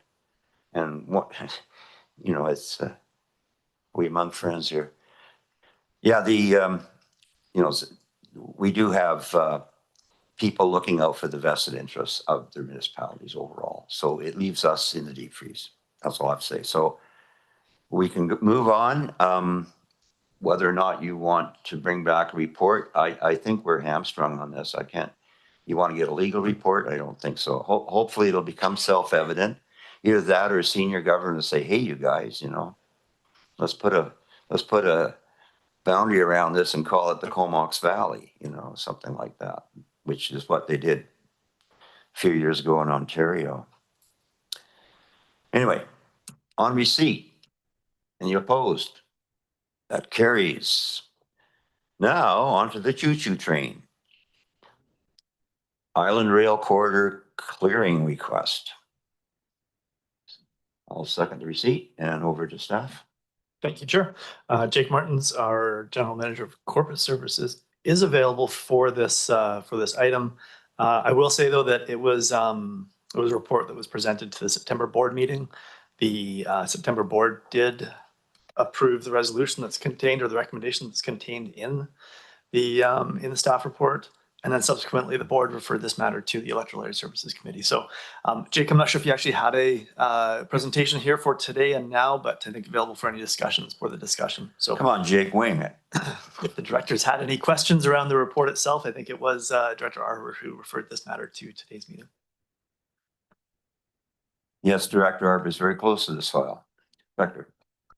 Yeah, thanks. And I thought I would refer it here because it sort of coincides with the same day that you probably saw my letter around the park service that's later on the end of the agenda. And I've been close to the file, and as Chair said, for a number of years. And if you want to talk about deep freeze, then that the ICF is definitely has been a deep freeze issue that my residents often observe their sense of, you know, nothing happening for close to 15 years now. And so I thought I would refer it here because I thought that the suggestion from the ICFCO was good. It just didn't land well at the board around that sense of iniquity, but some good questions were also raised by some of the municipal directors when they said, you know, is this I think that was Director Kerr who said, is this a one-time ask, or do you need to do maintenance forever? And clearly we need to do maintenance forever. And his comment actually made me realize that, you know, as we consider the future of the park service in the south, the Island Corridor is currently being used a lot by my residents for walking their dogs, for commuting to neighbors. It's always been the case, and we've just kind of turned a side eye to it because of the lack of resolution around the entire file. But what I thought is I'd refer the requests here in the sense that for me, as we'll see in my further report later on, I would like to start for us, not with the region as a whole, but for me, for Area A funds to go towards maintenance. And the ICF has done a lot of really innovative projects with the regional district in Nanaimo and the Cowichan Valley. I think we've heard a presentation before. The CEO was calling it the GOAT trails, which is the trails that are currently used, but made them a little safer for people. Not sanctioned, but there's a little bit that you can do to improve safety and access. And they're comfortable with it. The ICF is comfortable with that. So why wouldn't we? The problem that the ICF has is, their budget, when I was there anyways, is like $500,000 a year to maintain a $1.4 billion asset. Like, it's ridiculous how little money they have. So for me, I see an opportunity through our park service. So maybe this item, we don't need to do anything until we get to the park, but this is a kind of example of where I think we could deploy some funds that in partnership that would land really well with the reality of how residents in Area A actually use that facility.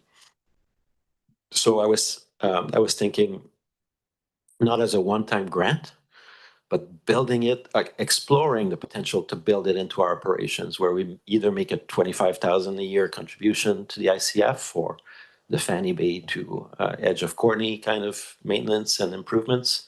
We could work in partnerships. So that's why I think at the time I opted to refer this here. Well, I'm just grateful we get a chance to chew on it a little bit at this table. Remember me? So you said 1.4 billion? At least, yeah. I mean, anything that's a right of way like that is absolutely irreplaceable. Please. I should qualify that. This was the napkin number. Chief Brent Edwards from Snenahas First Nation actually pushed the board for a long time to go parcel by parcel and actually do appraisals. ICF got some estimates on the cost of an appraisal like that, but that was going to be like a $300,000 or $400,000 exercise. So no appraisals was done on all the different parcels. So that high figure is just like a rough estimate based on the lands in question.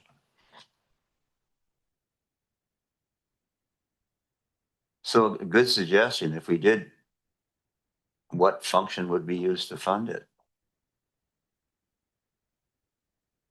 So later on in the agenda, there's a proposal in my letter around the parks function. Okay. And in that report, you'll see a number of different partnerships that I proposed that could be new areas for enhancing park services in the South area. And this was, I think, the number one I put on in regards to ICF. But I also put some stuff around Mosaic and different forestry companies and stuff. So maybe we'll discuss it later. But what I didn't see happen is I didn't see our board step up to the plate. And so I was like, ultimately, 90% of the corridor in the regional district is in Area A. Yeah. And it's also, there's going to be a strong connection to Comox First Nation in the future. Yeah. And so rather than being passive and wait forever, I thought that a little bit of money could start moving the dial and building an actual real partnership rather than just waiting forever. Thanks. I think you planted a seed. Very good. Any more discussion on that? Don't see any. So on the report, anybody opposed? That carries. The Union of BC Municipalities Community Emergency Preparedness Fund application stream. Sorry? Oh. So we're just going to receive a report, right? There's recommendations afterwards. To my knowledge, there's no recommendation attached to it. No, the recommendation in that report was presented to the board September. I'm not sure what the board meeting date was, and the recommendation was approved by the board.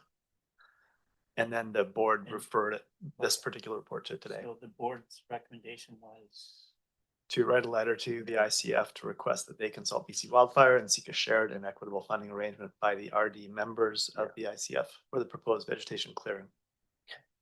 Thanks. So they ran out of money just when they got to us. So that doesn't go down well. And others too? Okay, well. So anyway, I think it's a good idea. You talk about, building volunteers, broom busters, people like that. Backcountry horsemen do a lot of it on the one spot, right? Okay, so that is received. Meanwhile, there's a report for receipt on the emergency preparedness application stream. And I'll second it. And over to, he's not here. Thank you, Chair. Actually, Doug DeMarzo, General Manager of Community Services, will be introducing this report. Doug. Welcome, Doug. Thank you and good morning. The Community Emergency Preparedness Fund is a suite of funding opportunities from the Union of BC Municipalities. One of these opportunities includes the Volunteer and Composite Fire Department Equipment and Training Fund. In Appendix A, you'll see we have 7 fire service areas, looking at $30,000 each to be supported through this fund. And the funding will support the fire departments in obtaining a variety of equipment and training. If you have any questions, please let me know. Any questions, directors?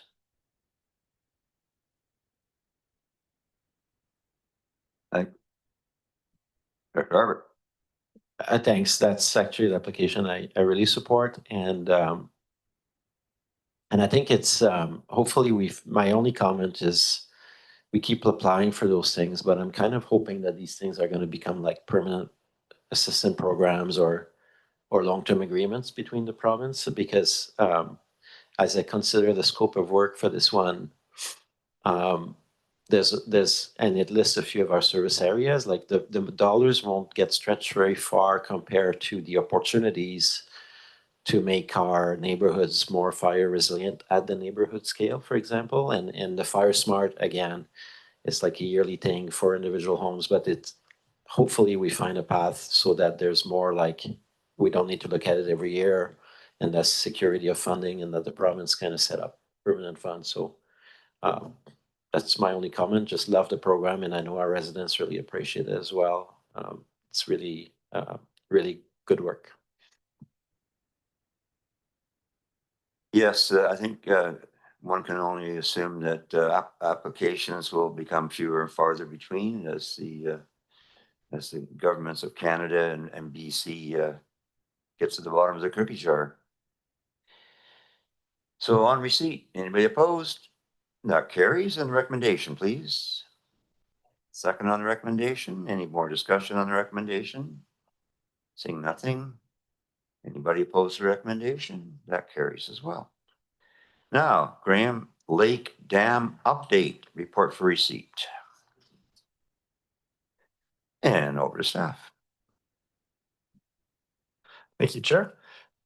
Kaylee Leimert is our water and wastewater analyst, and Kaylee will be introducing this report, supported by Chris LaRose, Senior Manager of Water Wastewater Services. Kaylee. Welcome, Kaylee. Good morning through the CAO to the Chair and Directors. This staff report provides an update on the current status and recent inundation analysis of Graham Lake Dam. In December of 2023, a dam safety officer with the Ministry of Waterlands and Resource Stewardship completed an audit of the dam and required the CVRD to complete a professional review of consequence classification. Upon compiling useful information, staff retained WSP to complete the professional review, which also required an inundation analysis. The inundation analysis found that while the breach of the dam would cause flooding adjacent to existing homes and cause damage to properties and rural roads, it would not be expected to result in fatalities. The hydrotechnical engineer recommended that the dam remain at its current consequence level of significant, which does not carry a regulatory obligation to complete an expensive and comprehensive dam safety review. Should residences be found to be within the inundation in the future, the dam would be classified as a high consequence dam, and staff will be forwarding this assessment to Ireland's Trust and MOTT for comments.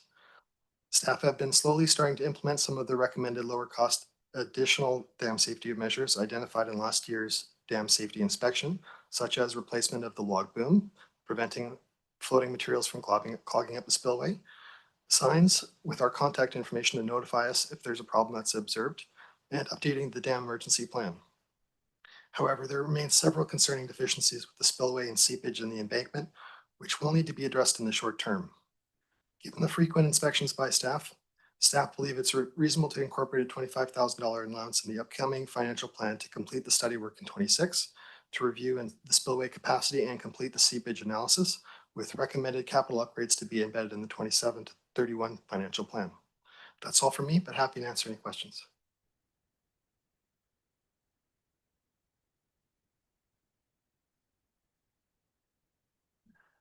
Damn good report. Director Arbor. Thanks. I had a resident contact me about this a couple of weeks ago. So are you hearing from some of the residents around the lake seeking more information and connection into this topic? Yes, but I mean, we are visiting through, we are visiting regularly the dam through our existing SRW, but sorry, apologies. No. We recognize that we're in people's backyards. Yeah. So it is kind of problematic, but our hands are forced on this. We have sent a letter out last year explaining the situation, and we'll continue to kind of work with them. But we do need to do the weekly inspections. Yeah. No, that's fair. I'll let you know. I think there was a suggestion that I'd be invited to go have a look, but if that's the case, I'll loop in staff and maybe we can coordinate. Yeah, thanks. Okay, that brings us to the vote on receipt. Anybody opposed to receipt? That carries. The second report, Graham Lake Treatment Update, report dated October the 1st regarding an update on the Graham Lake Treatment Pilot Project. Moving second on receipt and back over to staff. Thank you. Sorry.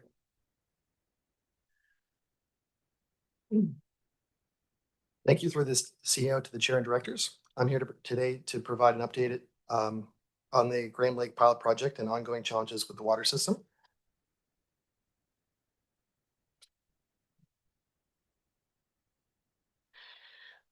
Prior to conversion to a CVRD service, the former Graham Lake Improvement District retained WSP to complete an assessment comparing treatment technologies capable of meeting the surface water treatment objectives. The originally assessed technologies were limited by GLID by pilot testing or due to unacceptable levels of cost or process risk. Upon recommendation by WSP with some oversight by CVRD staff, GLID successfully piloted the biosand filtration followed by nanofiltration. Our staff continue to have reservations about BSF technology and are working to resolve these through a second BSF-NF pilot project initiated this spring. This process has allowed operators to become more familiar with the process, answer outstanding questions, and build confidence in the technology. As you can see, it's a little cramped in the existing pump house, but like the original pilot, we have been working with what we have to make it work. Water enters the biosand filter from a direct connection in the pump house. About once a week, we backwash the filter when our operators are on site, but it does occasionally take multiple backwashes to clear up the filter, which is a challenge the first pilot also suffered from. The system would be much simpler, cheaper, and easier to operate if we didn't need the biosand filter, but the intent is to remove organics from the water that would otherwise quickly foul the nanofiltration membrane, which is the real workhorse that removes all turbidity and color from the water. The intent of shocking the NF with chlorine daily is to slow biological growth on the nanofiltration membrane, but it is proven difficult to accurately dose while the system is operated remotely. Given some of the challenges we've encountered, we are continuing to assess more conventional options like dissolved air flotation, DAF, to better inform the technology recommendation, but these come with higher capital and operating costs, which is why we're trying so hard to prove out this less expensive technology.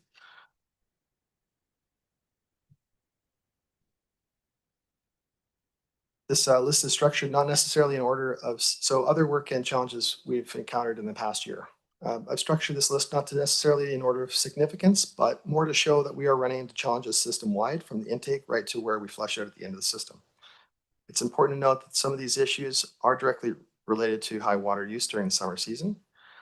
This spring, we noted a significant increase in large material being caught in the basket strainers in the pump house, which needs to be regularly cleaned out. We were able to make use of a diver who was able to investigate and implemented a temporary solution to restore the intake screen. As recently required by the Dam Safety Officer, we're also completing regular inspections of Graham Lake Dam and have implemented several lower cost improvements to improve dam safety. We continue to experience problematic supply issues in the raw water supply main, but we suspect it's being caused by air making its way into the line, breaking a potential siphon. We're able to redirect water back up the supply main, which seems to temporarily address the issue, but we're still looking at better options to address this. The pump house sand filters continue to plug up quickly due to high demand in the summer months, requiring our operators to respond to callouts to complete backwashes several times a week in the summer, which will be resolved when the water treatment plant is built, significantly reducing the amount of operating time on the island. We recently rebuilt the distribution pumps as part of the interim upgrades last year, but we continue to see them go down, causing periods of low distribution pressure. This will also be resolved with the delivery of the WT project. We also have an increased system flushing to manage disinfectant byproducts, but we have some challenges with erosion at the end of the system, which we had to address. This is wasteful, but necessary from a health standpoint. Flushing will be reduced significantly once the new treatment system is in place. Here's a few pictures of some of the improvements we've made at the dam towards our compliance with the dam safety regulation. The old log boom was no longer working effectively, and the new boom should significantly improve keeping the spillway clear of debris. We've also installed the required signage for residents to notify us if there's a problem.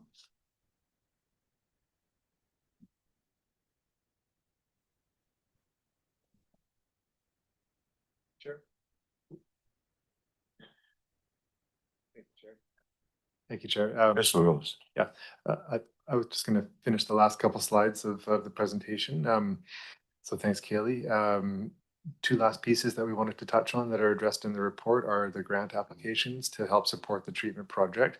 The first note is that we did submit an application to the Strategic Priorities Grant Fund in September. So it's a new application hoping to get some additional funds to help further reduce the cost impacts on residents.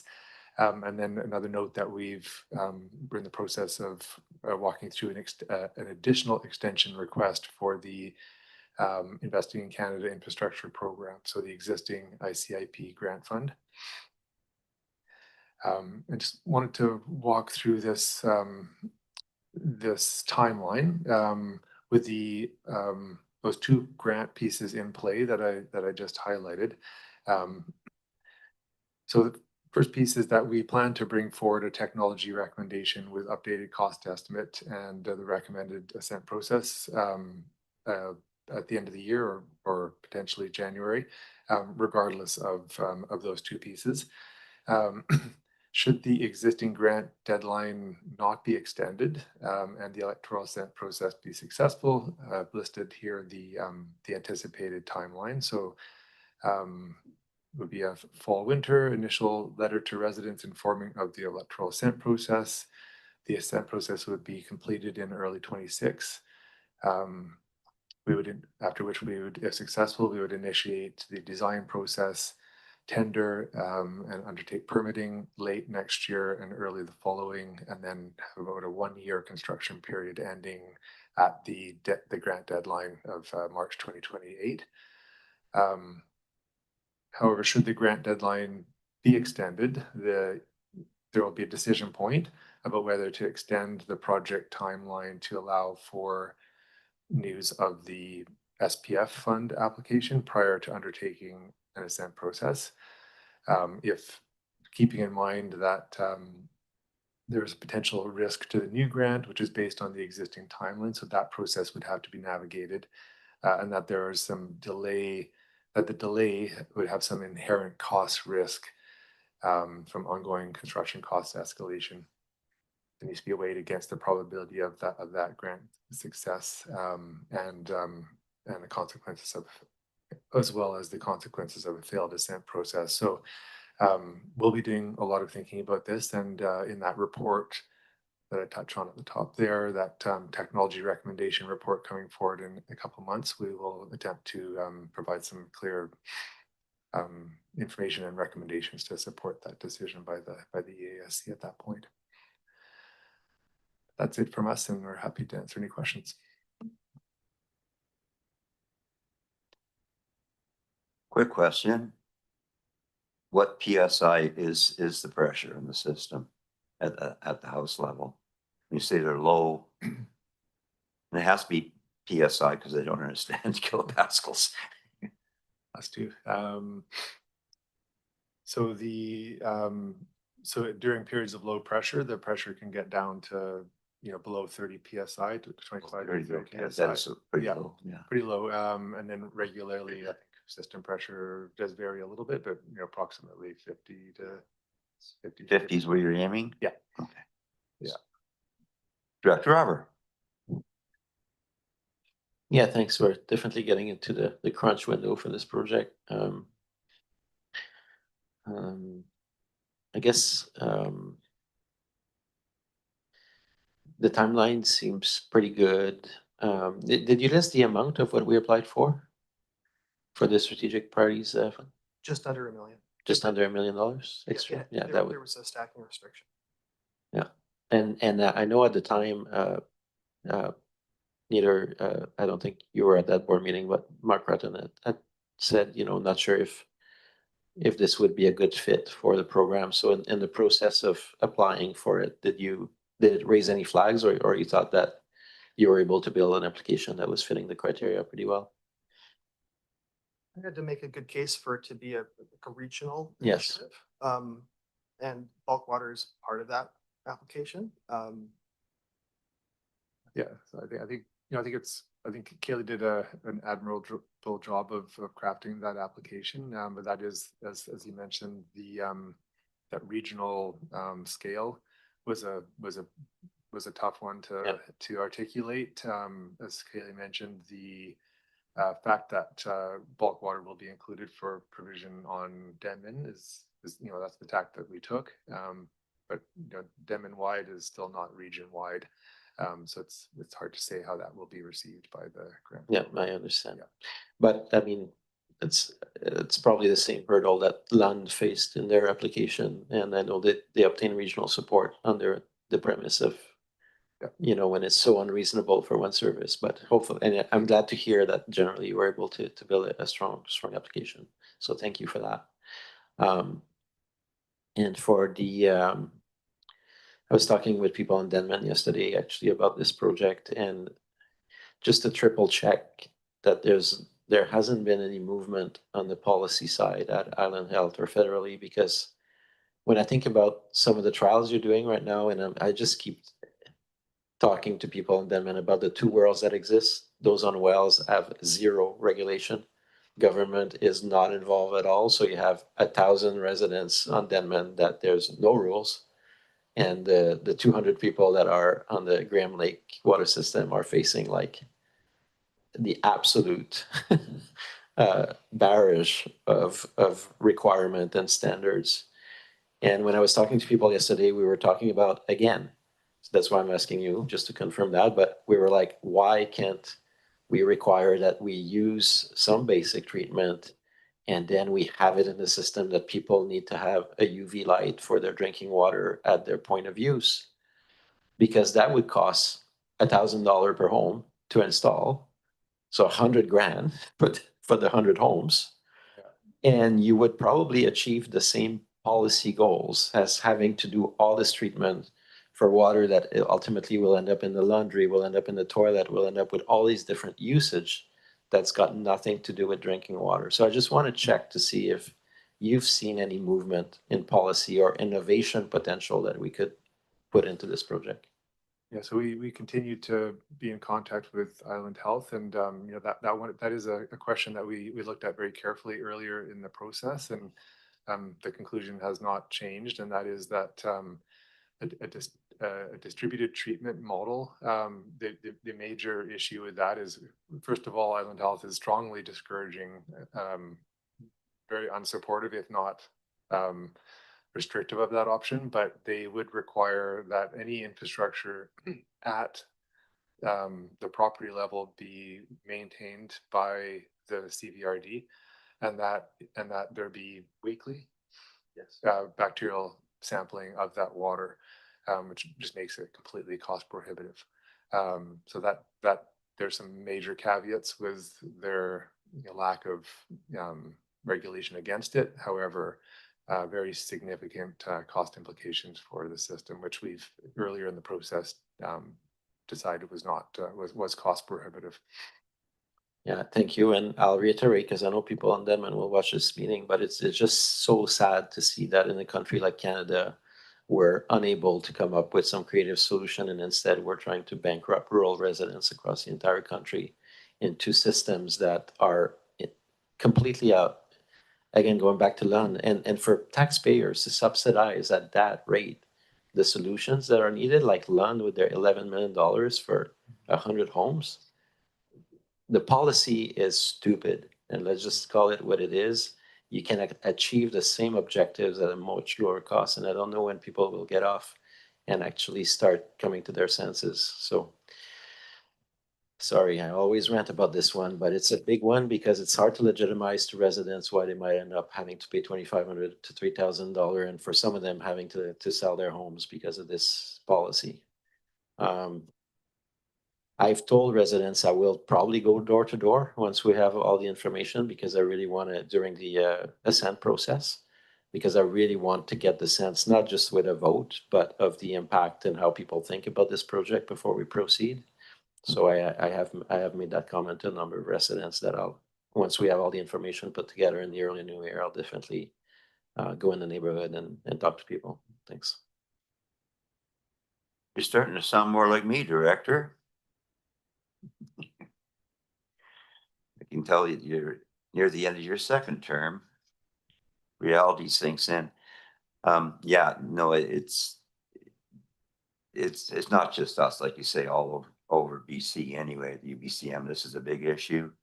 Point of entry would make a lot of sense, but we have to protect people from ourselves, I guess. We're not adults. But yeah, I mean, it would take a change probably at the highest bureaucratic level to make it happen. And we know what that takes. Okay, so we're on still on 7. So on receipt, any opposed? Carried. Now, this is where the rubber hits the road. Graham Lake parcel tax and fees and charges. Receipt. Or staff. Thanks, Chair. And yeah, Kayla Limerick will be introducing this report for the parcel tax and fees and charges changes. Thank you through the CEO to the chair and directors. This staff report brings forward the 2026 parcel tax and user rate for the Graham Lake Water Local Service Area. The 2023 financial analysis projected minimum required rate increases over a 15-year period to pay not only for the treatment upgrade, but also upcoming infrastructure replacement.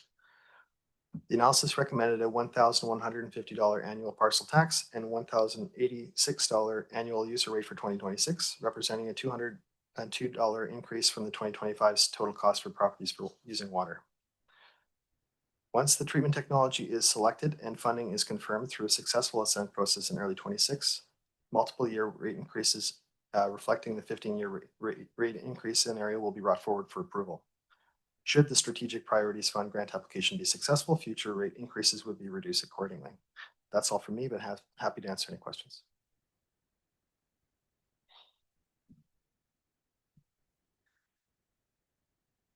Director? Oh. There. Yeah, I guess in the context of what we're trying to achieve, it's not a couple $100 added, so we're just escalating the costs towards the build, and I know I will hear about this one again, but I'll again say that should the project or should the policy change or the project fails at assent, and then we're in a real pickle, or for whatever reason the project doesn't proceed, those funds can also be considered a reserve for the water pipe replacements. So disregarding the treatment outcomes, I think we'll still have a use for those funds. So we'd be building a reserve. But I did hear over the course of last year from a few people saying, wow, you're really ratcheting it up. And we are. So, but 200 is reasonable. I think you didn't overdo it with your scale. I think, but people know it's going to keep going if the project proceeds. Thanks.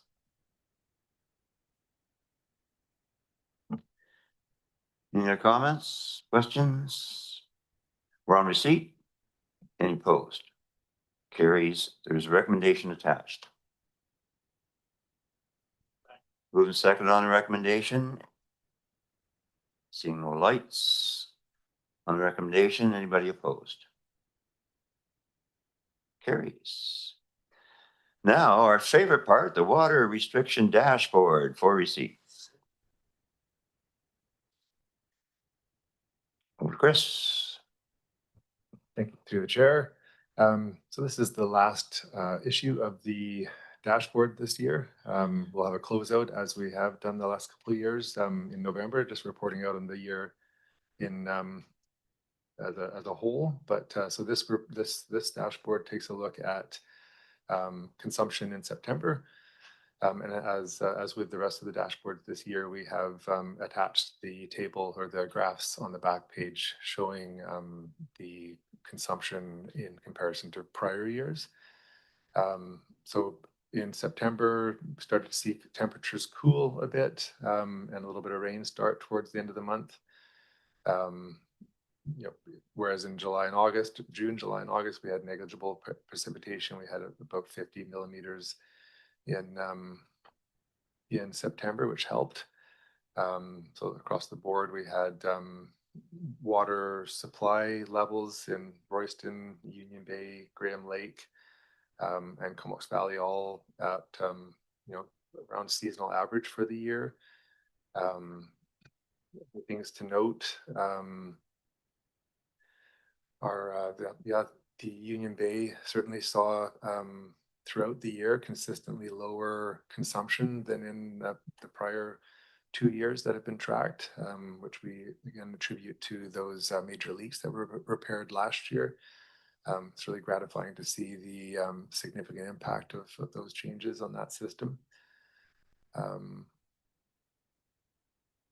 Otherwise nothing too much to note, but I'm happy to answer any questions if there are any on the dashboard.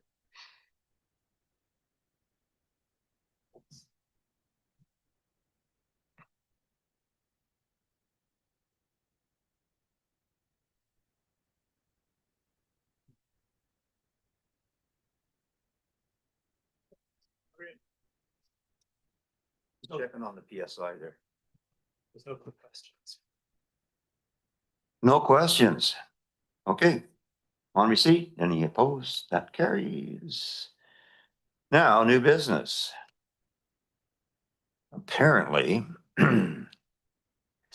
there's a correspondence here from Director Arbor regarding possible establishment of a reserve account for Area A Bain Sound area within Service 621 for receipt. I'll move receipt.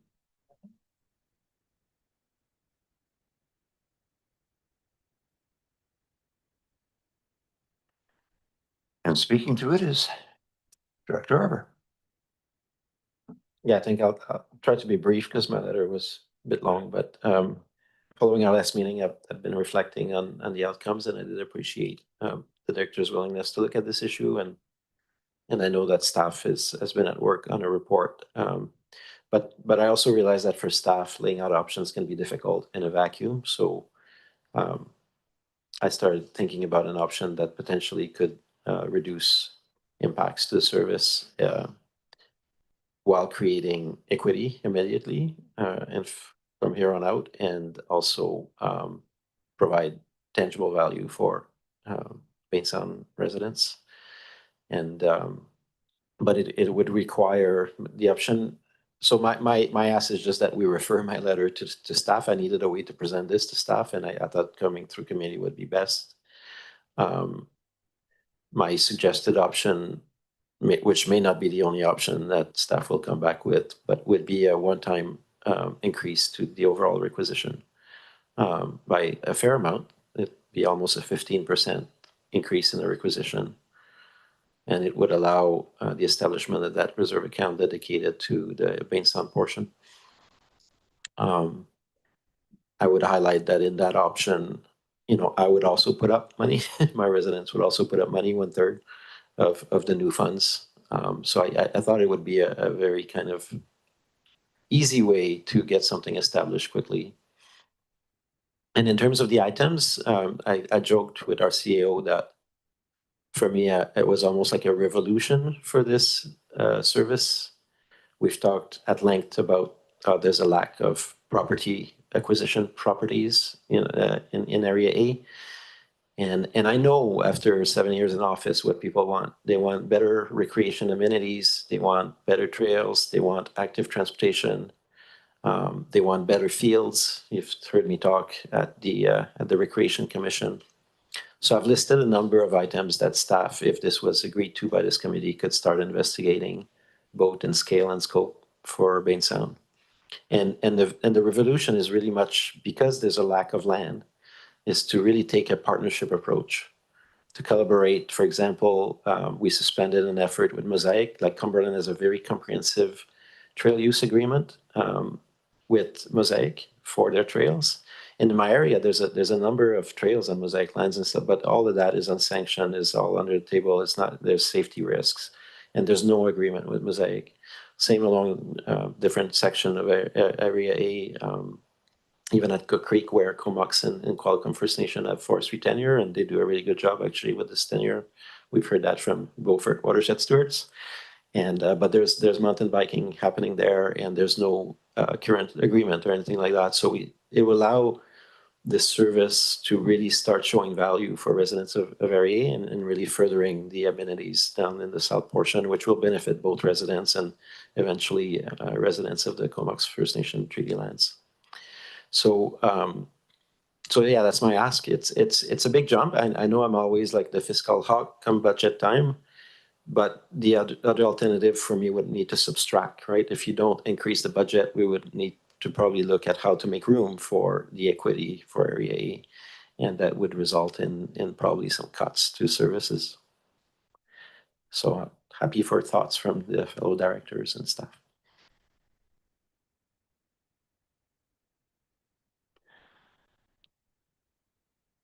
Well, I know that most of the sports fields in my area are attached to community halls. So yeah, that would definitely be okay because they're all operating as nonprofits. But anything in the school, my understanding is we're not allowed to give money to other provincial organizations like the school board.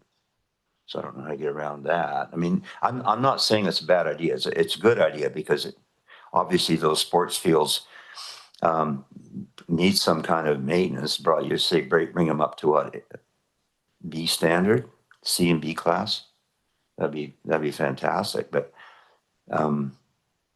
just wondering. I mean, obviously we need to get a report back. The other thing too is when you're dealing with MOTT, that's another challenge, let's say. So, but seeing as though we're just sending this out for staff to brainstorm, so I would throw out there that back in I think 2014 we brought in a $19 per parcel tax for park acquisition, and $19 a year went a lot further back in 2014 than it does today. So I think that might be an avenue to pursue rather than taxation itself, just on the parcel taxes. So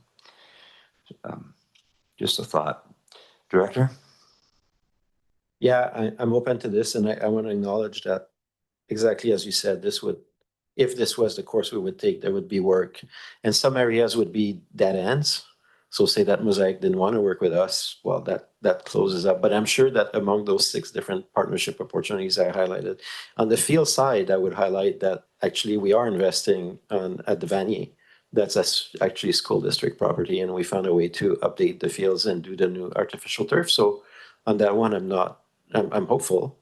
And MOTI, I'm repeating myself now, but it's today's meeting. It's not the last meeting. With MOTI, you've heard me persistently for 5 years talk about the demand from Area A residents around active transportation. And I think that to create a bit like what I talked about the ICF, a steady stream and a multi-year agreement to say, you know what, we're going to keep putting money. It's not just project after project. It's like we can develop a long-term strategy. In the active transportation plan, there's already 5 projects that are identified in Area A, and it would allow us to, instead of coming like beggars to Ministry of Transportation, I would come with a little bit of seed money to do designs. And so the ministry, I think it's putting the carrot rather than just the complaint to the Ministry of Transportation. So yeah, but some of those doors would be closed. There's no doubt about it, but I'm hoping we would get some good reception from some of these identified partners.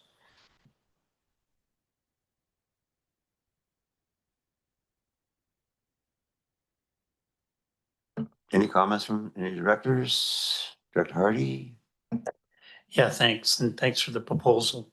I'm assuming when staff does come back with a report that there would be a breakdown from a budget perspective on the increase to Area B constituents with regards to if we're looking at $300,000 being directed towards Area A, how much per household from Area B would be going towards Area A for the service?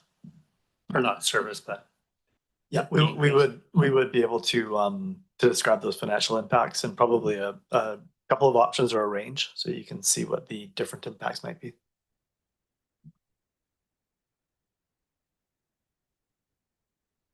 yeah, and having a quick review of the proposal, I saw that again, the intention with some of those funds, if I looked at the table correctly, was some would be directed towards community halls to increase recreational fields or recreational activities in those fields. So I know in the past there's been concerns from Area A with regards to the recreation service and possibly a service review and maybe getting out of the service. I'm just wondering again, if we're looking at this particular type of proposal, is there still the concern of Area A pulling out of the recreation service at the end of the day? I think on the field issue, it's been resolved through the AP and the field. So that's because there's multiple recreation services. I think you'll still hear plenty from me on in the years ahead on the proposed costs around the arena and the swimming pool. But on the fields, to me, it's already resolved prior to this. My concern is that the region, even though there's been a nice talk about thinking regionally and that service, it just hasn't happened.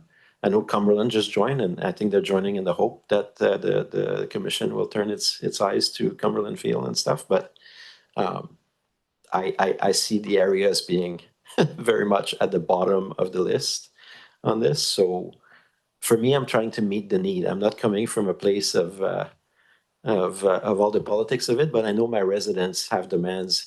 And when the regional active transportation effort collapsed, when Courtney pulled out, it left us stranded because the municipalities can continue to build bike lines, but we don't have a service. So for me, Director Hardy, I'm just trying to fit some of those needs and pieces that my residents are expecting. And this would be a nice tidy bucket, to basically fill those needs through one solution, and a flexible solution at that. So, but you're right. Ideally, I would love it if the rec commission would say, hey, we're going to upgrade all the fields in the areas from C to B. That's been discussed. That's been not even tabled as a motion. Confined seconders, like it's just nowhere. So I'm looking at this table to help out rural residents and to help ourselves along the way.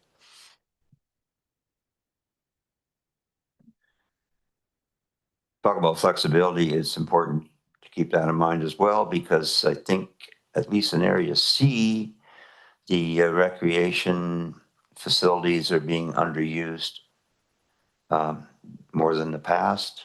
I think aging demographics have something to do with it. There was always baseball games going on. They're not doing that anymore.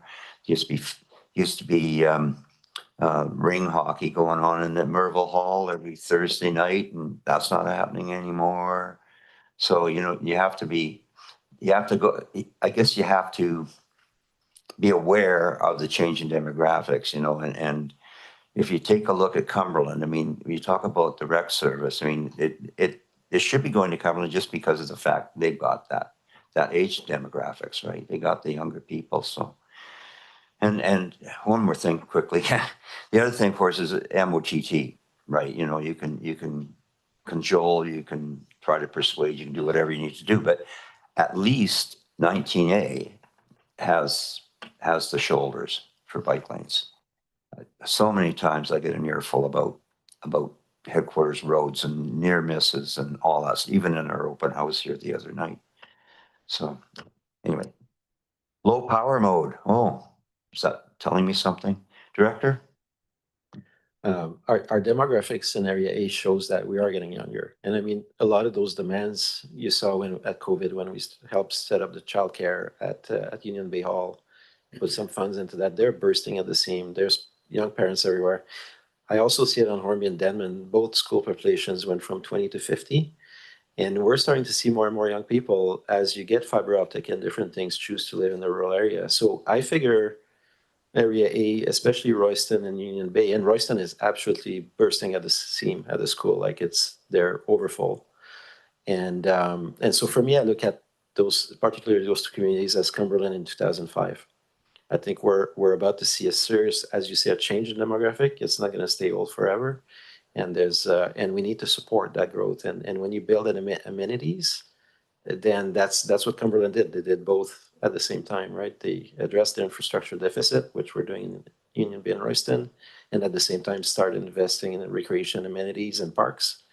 And now you're very attractive for a complete demographic profile. So that's what we're working on in the South. Thanks. Pickleball. Okay, so on receipt, any opposed? And recommended action? There's recommended action in there. Yep. I'll second it. Okay, so on that, no discussion. Anybody opposed? That carries. We'll see what comes out of this. It should be interesting for all of us, I think. It might be a refresh for what the concept, the scope is for parks. Okay, so we don't have any more comments. We're going to be asking for a motion to go adjourn to the in-camera portion. Do you want to address the delegation or be co-op? Delegation. Okay. You want to do it timely. So we have new business after all. Director Arbor, you want to bring something forward? Thank you. I'd like, realizing we usually wait a meeting, but there's timeliness to this with the grant application to the end of the month, so that we request that staff work with the Hornby Island Federated Co-op on an application to their Reddit program sponsored by the CVRD.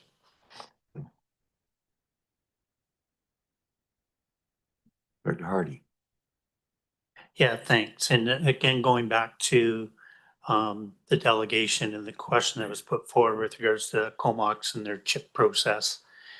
Again, I'd just like to make sure that there's communication there between the co-op and the designing and whatever work that may need to be required from a KFN perspective with regards to the chip.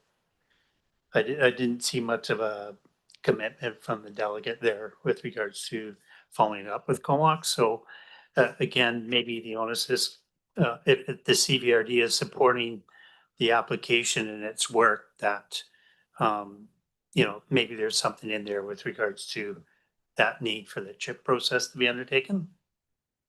Thanks. We can certainly let the Hornby Co-op representatives know about the Comox cultural heritage investigation permit process, and that'll be part of our dialogue with them. Dr. Arbor? Yeah, that's good observation, Dr. Hardy. I'm glad you raised it. I would also highlight that on Hornby, all residents following the thatch are very aware of the chip process, and the co-op is probably in the red zone, if not very close. I think they're quite close to both Little Tribune and Big Tribune Bay. Alan Fletcher is involved, and I know he's familiar with the chip process, and so but I think it's good for staff and myself. I will also talk to Mike about the need to get on that fairly quickly, and obviously they'll be working through the Allen's Trust on all of their permits as well, which Allen's Trust should also very well be aware. They should be very aware, yes. Good, Hardy. Yeah, and again, not to be a Debbie Downer, but again, just wanted to make sure that with regards to timeframes, associated timeframes for getting operational and getting into some of these activities, if there is instances of tapping into an archaeological site, then there's the requirement on the chip to do some investigative work as well. So I didn't see anything in their budget that kind of outlined costs. Maybe their contingency fund of $700,000. Maybe that may have been considered with regards to some of that work. But again, with regards to their request and their budgeting, they might want to consider that as well. Thanks. Do you want to embed that somehow in the motion? Okay. Okay. It's on the table, correct? First and seconded. So we'll call a question on that. Anybody opposed? That carries. Now a motion to adjourn to the in camera.